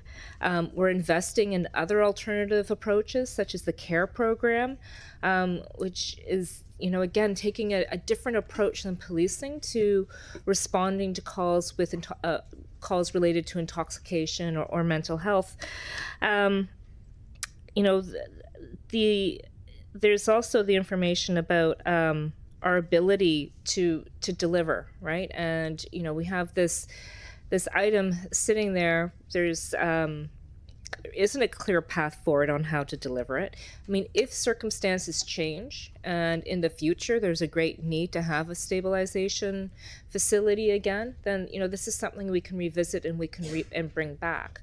But as our CAO said, we've asked staff to go away, look for things that weren't implemented, look for things that, are, in this case, really it's about a change in approach as well.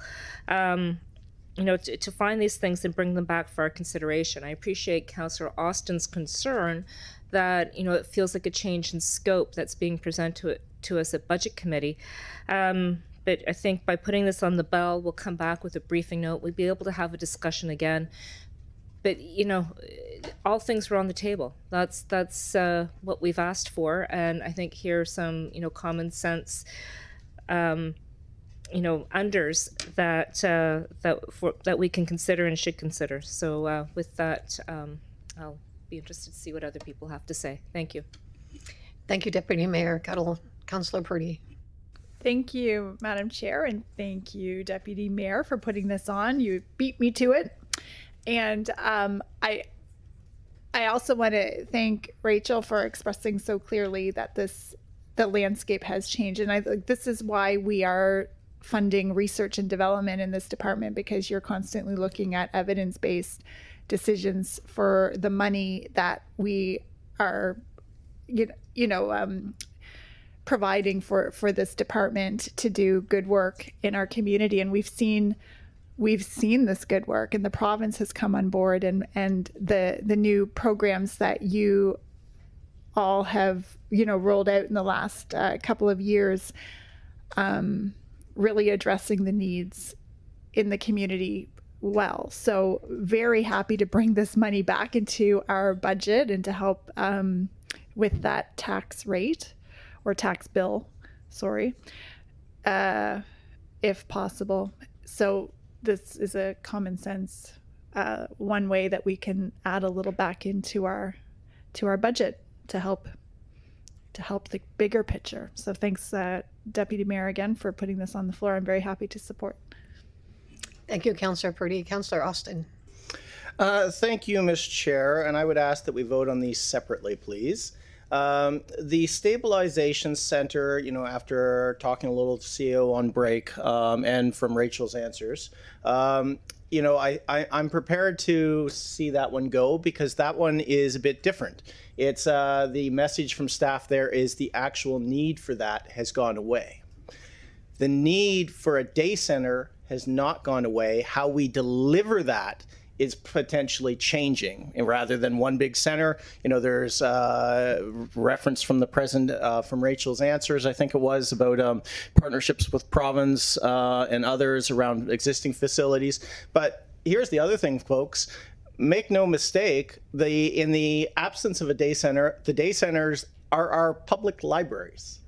That is what is happening there. And, what level of support do we provide for that work that they are shouldering?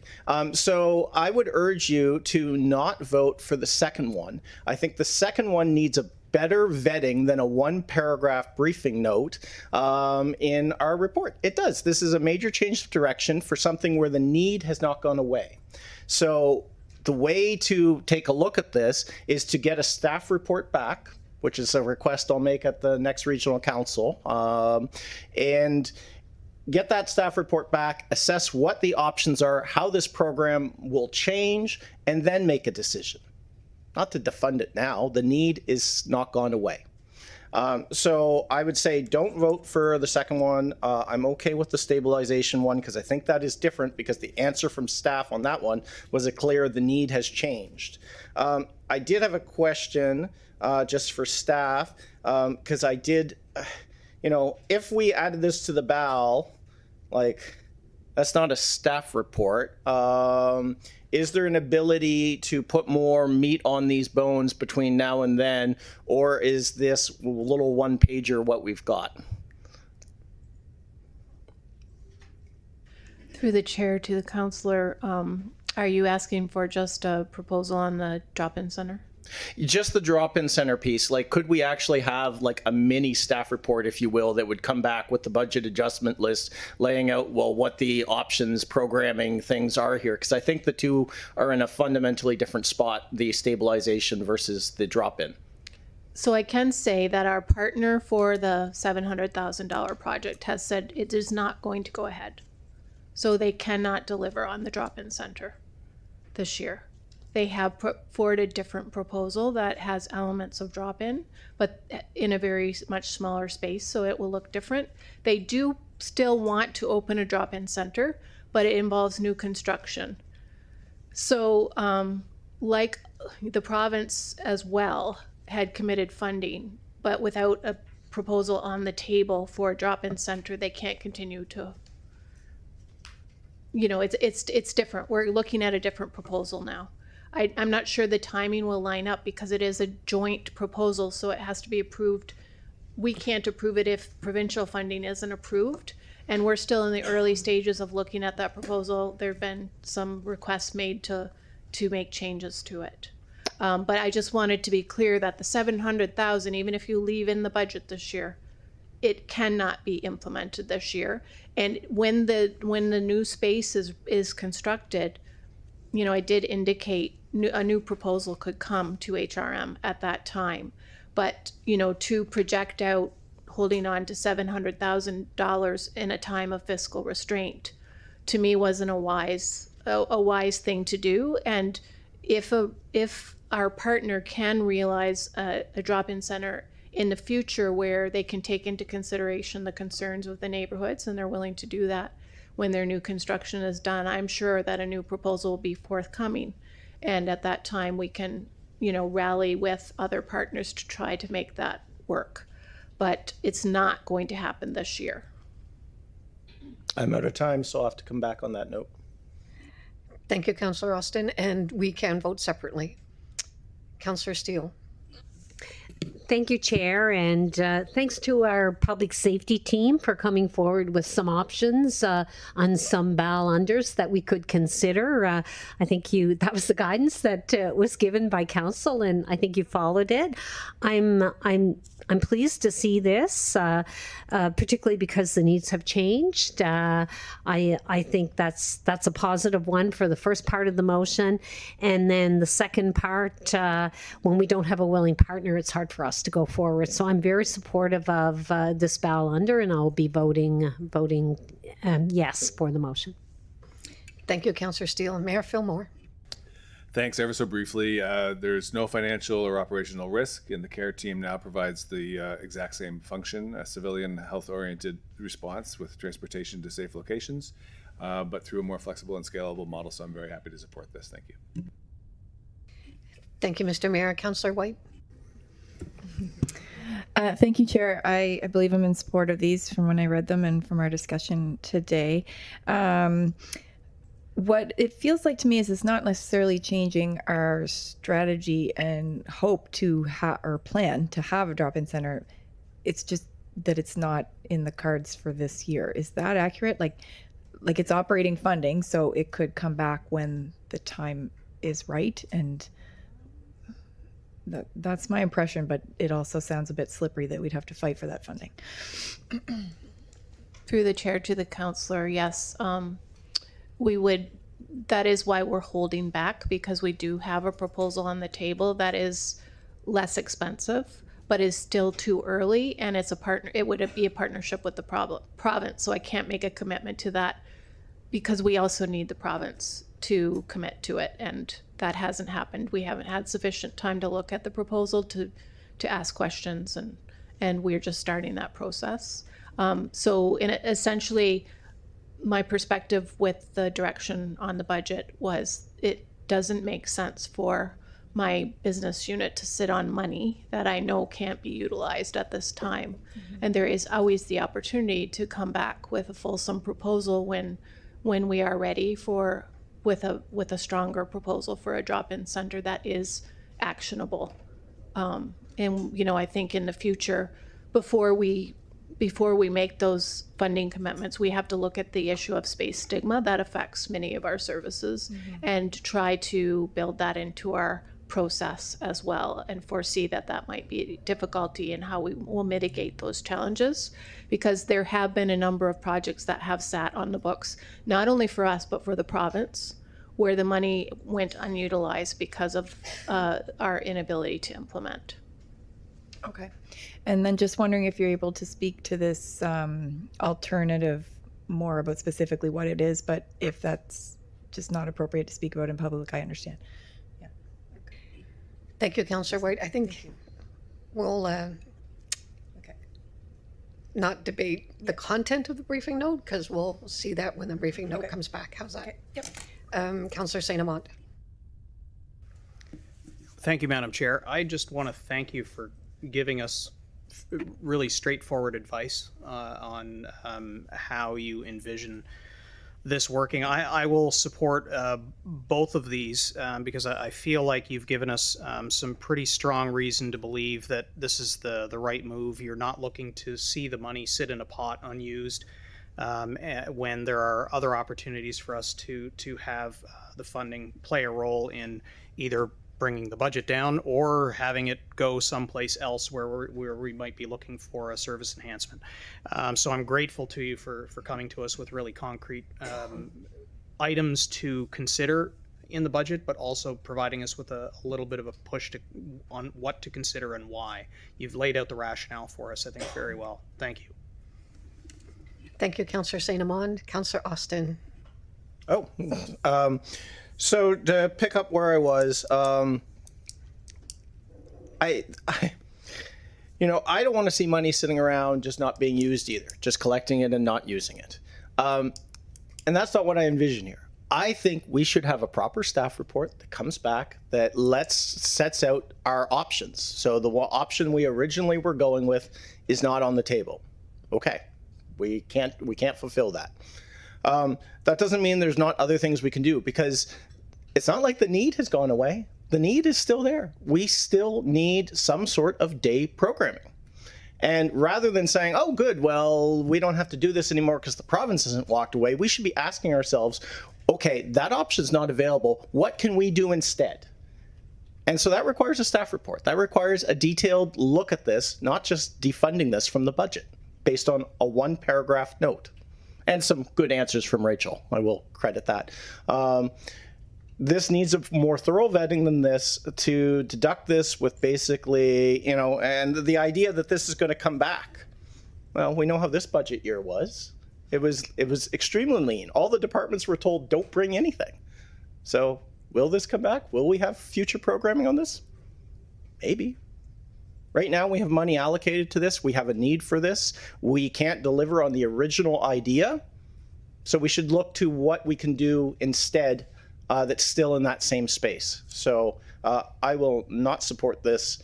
I think this is way too premature for this to properly to change direction on this. We should have a proper staff report, not a one-page briefing.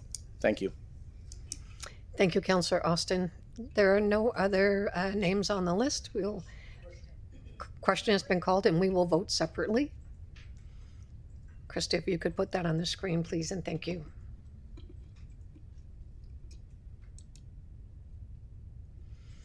So the first one is A, the BAL 011, the stabilization, 392,800.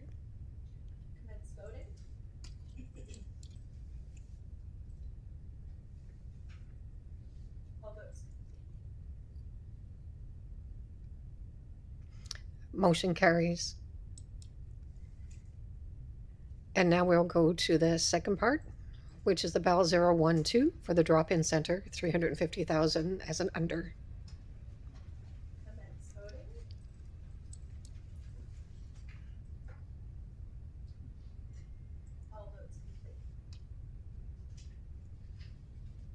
Motion carries.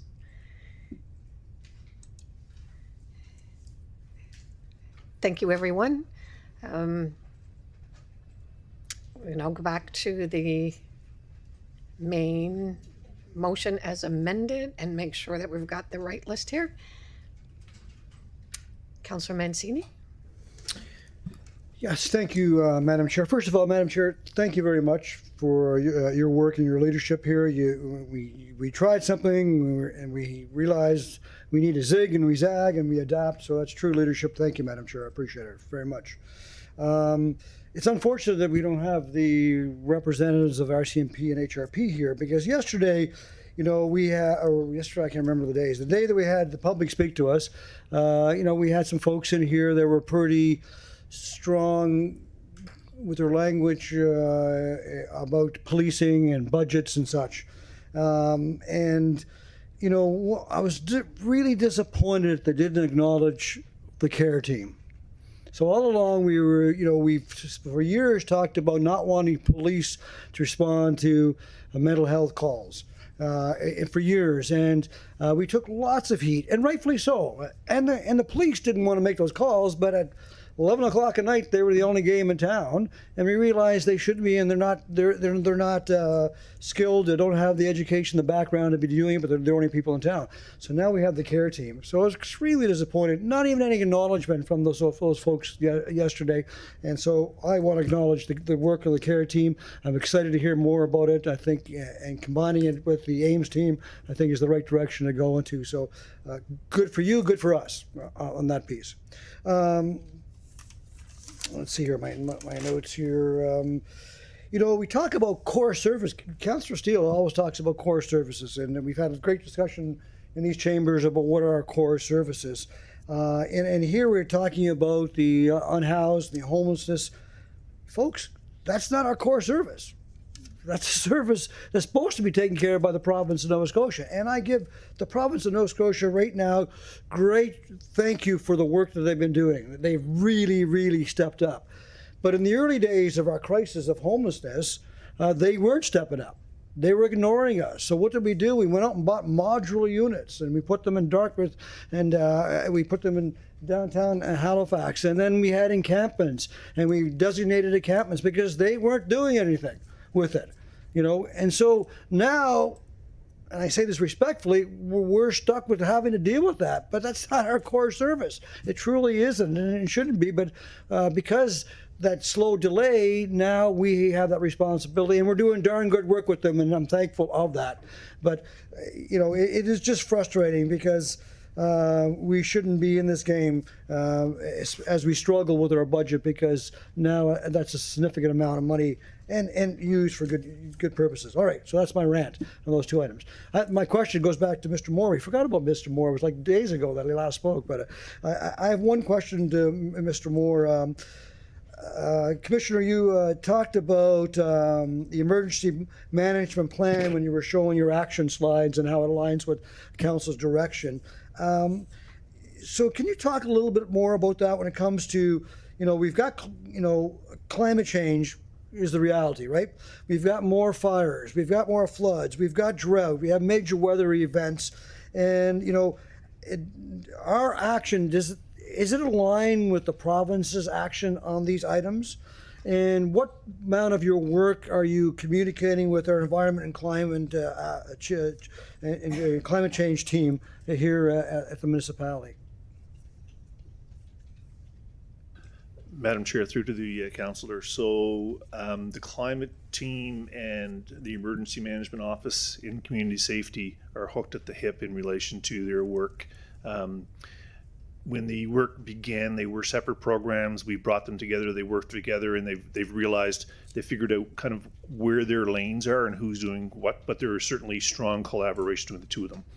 In relation to your question about alignment with the province is mandating through their new act to do things like hazard risk vulnerability assessments. They're calling it THERA. But they're calling what, sorry? THERA. I can't remember what the acronym stands for, but for all intents and purposes, it's very similar. And they've actually come to us and have reached out to Rachel's office to see what we're doing so that we're not duplicating, and that they may be able actually to share. We may be able to share what we've been doing. We're in constant discussions now around our vulnerable persons registry and how we may be able to assist other municipalities, because that's one of the things that the province wants to have. Every REMO in the province is to have a VVPR program in place. So there's very, very strong alignment between the Department of Emergency Management provincially, and as I mentioned, we're at a very good place now that we have a number of the things that were listed in the legislation. So for instance, there are many municipalities that will have to create bylaws, they'll have to do a whole bunch of things that so we already have them, and we're in a place that we were getting ready to renew them anyway. So the fact that we're doing them in partnership now, we should be completely aligned. So I'm very, very pleased with the level of integration that we have, and I'll maybe ask Rachel, she wants any comments, but our new director came from that model too, so I think we're just going to continue to build on that as well. To the counselor, I'll just add that, we've had a lot of weather events recently, and it's really lockstep with the Provincial Coordination Center. So it's very seamless. We have our daytime staff or our duty officer after hours or weekends.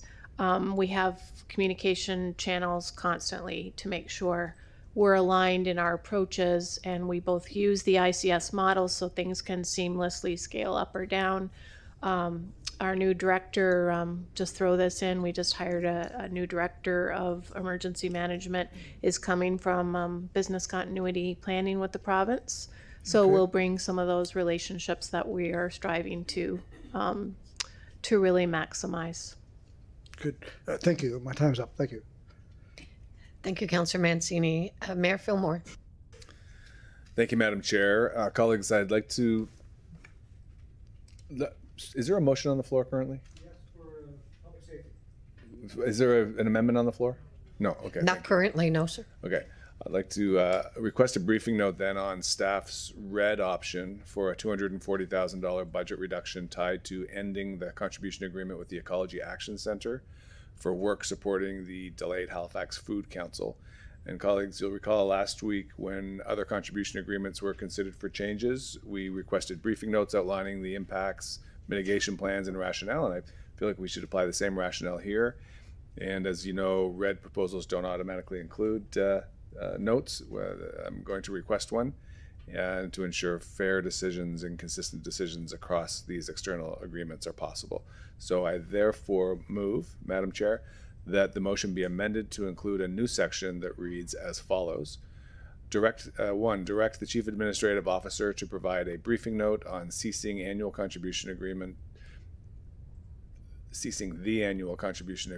with the Ecology Action Centre for funding related to the Halifax Food Council. The seconder by Councillor Purdy. We'll now wait and populate the list. Would you like to continue any comments, Mr. Mayor? Okay. Councillor Austin. Just to note, if we're talking about consistency and fairness, the other contribution agreements were to reduce 10%. It seems like this one's to eliminate it. So I think those are two very different things that I'll just note. Thank you.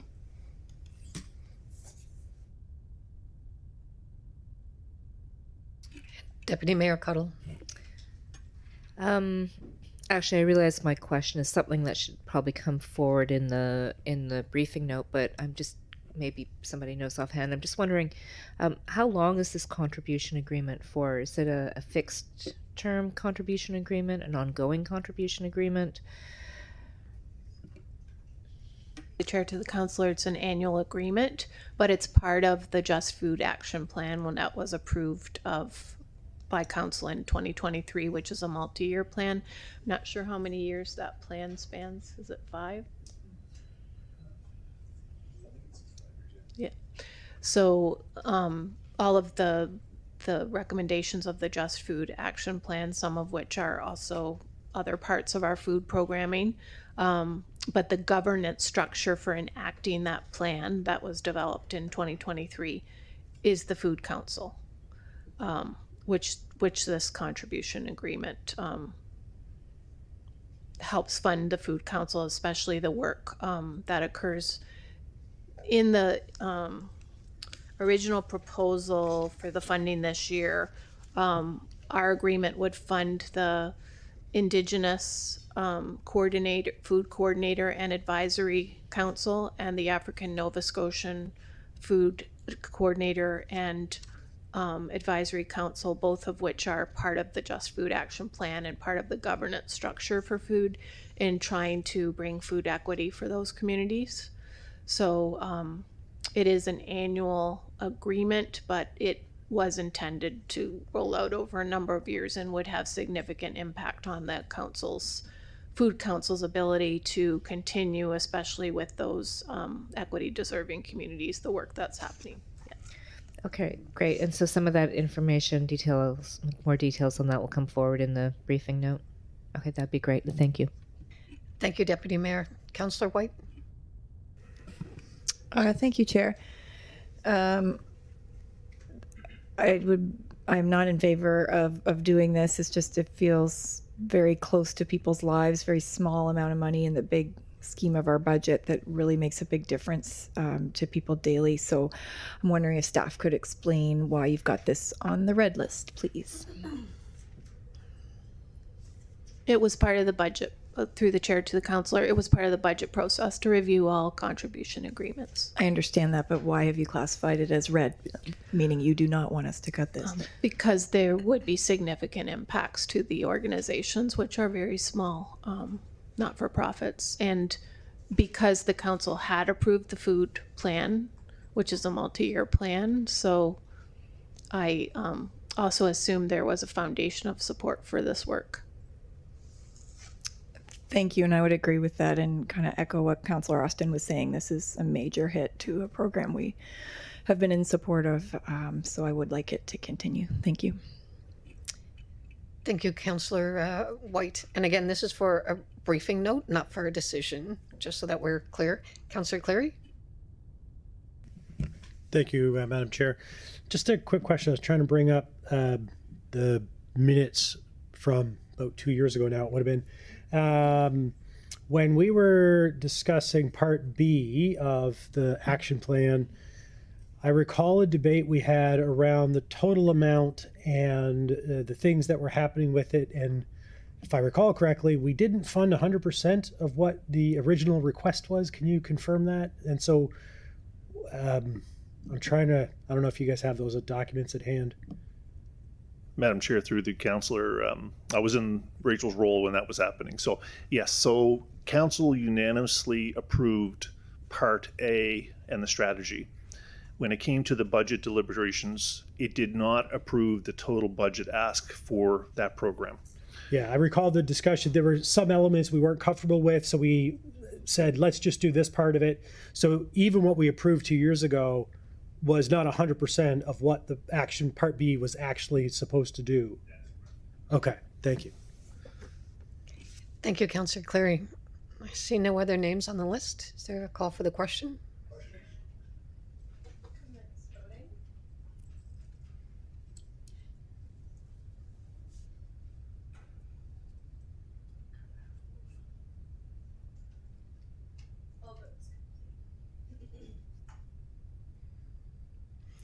Motion passes. So now back again on the main motion, and we'll just wait for the speakers list to come up. Councillor Austin.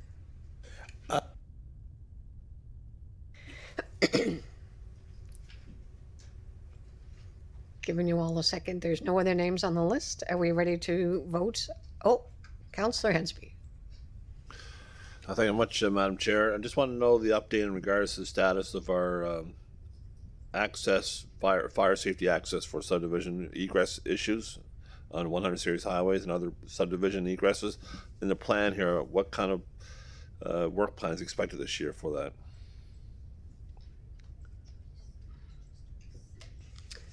So the egress issue crosses over several different business units. Some of it is happening within emergency management.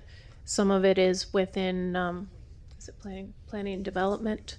What we are intending to do is bring all of the different pieces. There's a lot of good work being done in different pockets. So we're planning to create a working group this year to make sure we're really communicating well about all the work that is happening. And we have some ideas. There's a lot of communities that want to be engaged in self-planning. We certainly don't have this number of staff in our emergency management department to start doing neighborhood level evacuation planning. So how can we empower communities to do that planning? Perhaps through something like a virtual resource center, exploring what other jurisdictions are doing, best practices. There are some communities that have made good progress on plans, and we're trying to move those along to fruition as much as we can help. But I think the task group will really help bring all the pieces together. There's parts of the work as well being done in fire, and maybe Bill has something to add as well. Is there any capital money in the budget this year for any egress development projects?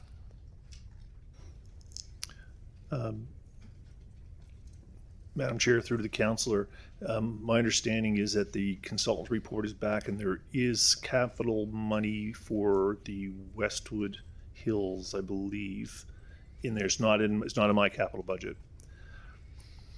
Okay. Just want to remind, there's a proposal almost 8 years old now for Porter's Lake for subdivision access for O'Connell Drive and Sandy Lane connector. So a short little street, not even the length of this room. That was Our CFO has a comment for you, Councillor Hensby. Yeah, thank you. Currently in the draft capital plan, which is still a work in progress, but in actually in 26-27, the project work plan is 2.85 million.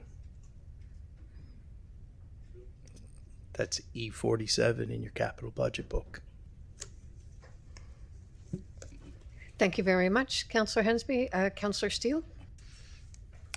Thank you, Chair. I have a question around the mobile food market truck. I see we're planning to purchase a new refrigerated truck. I think we may have already had one. And then the other question I have is this the most efficient way to get food to the communities you're attempting to serve? I know, Feed Nova Scotia has a lot of trucks. They're doing a lot of work. Perhaps there are some communities that are underserviced by Feed Nova Scotia. I wonder, would there be an opportunity to work with Feed Nova Scotia to ensure they were serviced? And, I'm not even necessarily trying to cut the budget here. I'm just trying to make the most effective use of the money that we're investing. So some questions around that. Okay, it's working. The refrigerated truck, HRM has a refrigerated truck. It's a fleet vehicle. Then Mobile Food Market, they deliver fresh fruits and vegetables and wholesome meals. They are also planning on buying a refrigerated truck. That we are not paying for that. It's mentioned in the budget plan, and sorry if I'd been more familiar with the programming at the time I was reviewing it, I would have been more careful to clarify that. It's my understanding, I've just been briefed on this week, and the food program coordinator is off right now on a leave.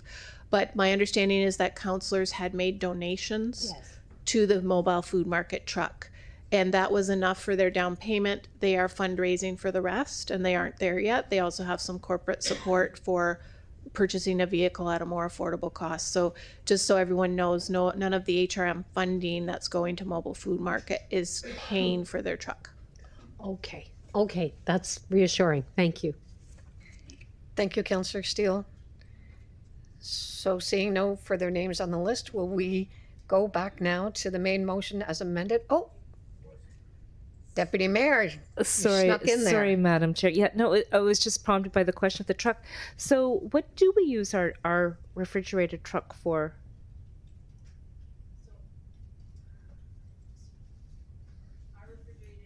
Delivers surplus food. So our primary, although we do collaborate with the Mobile Food Market, for instance, they do those fresh fruit and vegetable markets. We do one of the markets per week, but the bulk of our truck time is used for Second Harvest, which is a not-for-profit that identifies surplus foods from institutions and businesses, some of the catering stuff that would otherwise go, other food, grocery stores and things who would throw food away, and we can then redistribute. That's really the focus of our truck, and Mobile Food Market focuses more on the food deserts, people would call it, where bringing in healthy, affordable, fresh grown fruits and vegetables and wholesome meals. I'm familiar with the Mobile Food Market, and it serves a few communities in my district, and having that fresh produce is kind of critically important to kind of supplement a lot of the canned and non-perishable goods that get distributed through Feed Nova Scotia. So I just wasn't aware of what our. So I'm assuming the programs they're all working together. Of collaboration, and yet they have distinct focus. Like our work is focused on the surplus food redistribution to maximize that aspect of food waste. It was part of the Just Food Action Plan, but they definitely collaborate on the mobile food market locations, and we have the refrigerated truck right now, so I'm sure that there's some partnership if we would help out our partners if they had a particular need. Okay, thank you. Thank you, Deputy Mayor. Councillor Mancini. Sorry, Madam Chair. I know you're trying to wind it down. So, our refrigerated truck, is that also not utilized by emergency management? Did we at one point in time talk about during weather events, power outages, where we'd go to a community like where we had long-term power outages? Some families lost all their food. It's one thing for some of us, we lose our food, but for others, they have to wait till the next payday to actually refill it. Wasn't that part of the use of that refrigerated truck that we own? Yeah, Madam Chair, through to the councillor. So the original business case, as I understand it, because it was purchased prior to my arrival, right. Was for that purpose. They were going to roll into a community. People would unload their fridge and put it into the truck. When we actually started working through that, there was considerable worries around food security. How are we going to get the food back to people? All those types of things. So it was. We kind of took a bit of a deviation, but we still had the asset. And as a result of that, that's how the asset was now being reallocated and used in the fashion it is now. And we're looking at, in those other cases, whether or not we better not to use either generators or something else other than that. But just the practicality side of it and the food security of someone putting in maybe things that were in a fridge for a couple of days into a truck doesn't really, it could be quite a soup pretty quick. Yeah, thank you. I just remembered that. Thanks for that clarification. I appreciate it. Thank you, Madam Chair. Thank you, Councillor Mancini, and now Councillor Steele. Thank you, Chair. Councillor Mancini, you make very good points, and Commissioner Moore, you make good points about food safety. That would be another reason why we wouldn't want to be transferring food from fridges to refrigerated trucks and then back again, and liability as well, probably. I just want clarity. So we have HRM employees driving a truck, bringing food to HRM residents. That's happening right now. Is it? Like we have that happening?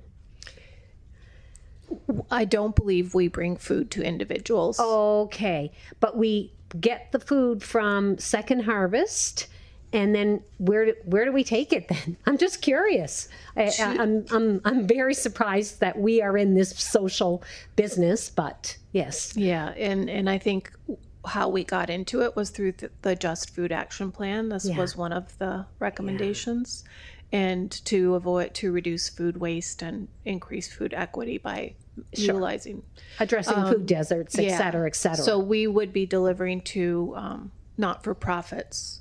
I think as well, like lower socioeconomic status facilities that may serve group meals, and I can certainly get you some more information on that. Okay, yes. That I'm very concerned that we're playing in a field that's a very busy field. There's many different government organizations involved with the food security, addressing food insecurity and trying to improve food security. I'm hopeful at some point this council will have the wisdom to maybe move away from some of these areas that are not core, particularly when our budgets for things like transit are so vital. So just thank you. Thank you, Councillor Steele. Question has been called. So I do believe that we want to vote on this separately, though. So, oops, how did I lose that? Okay.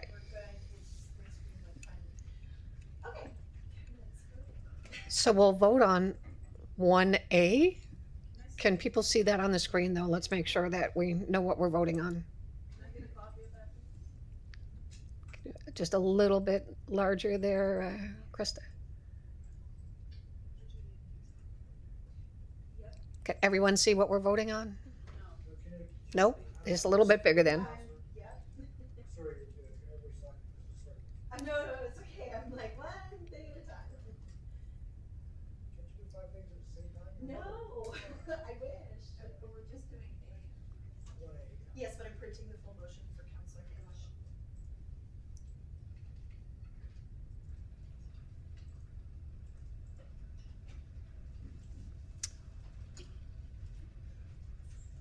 While we're looking at this, Councillor Austin, just to make sure, did you want us to separate out the A item 2 again?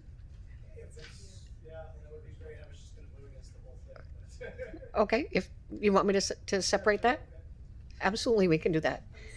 Yep, so A1 will be the first vote.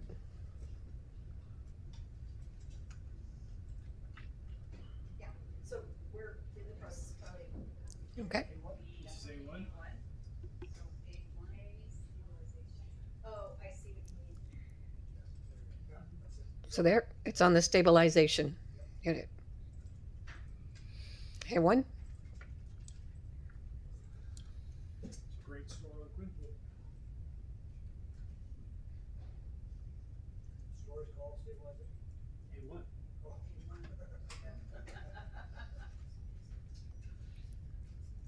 lot of big stores. Councillor Sam. Stabilization. All votes complete.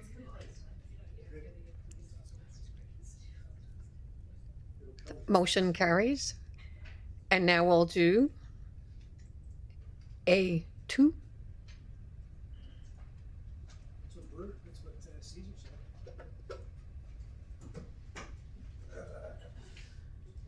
He's playing one of Shakespeare fans. Commence voting.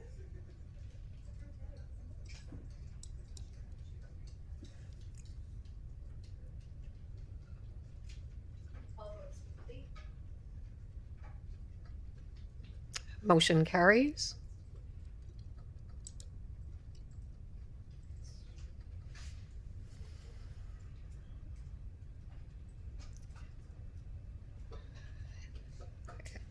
Then there is a number 2 portion to this motion. Commence voting.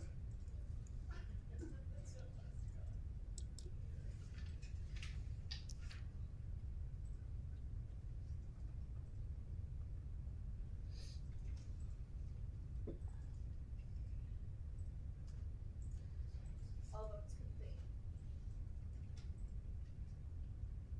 Motion carries.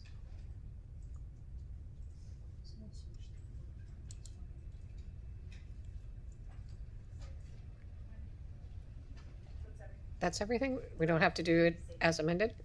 Okay. So colleagues, that is our agenda for today. We will recess and come back tomorrow morning at 9:30. And to our community safety team, Bill Moore and Rachel, thank you so very much. We really appreciate your time today.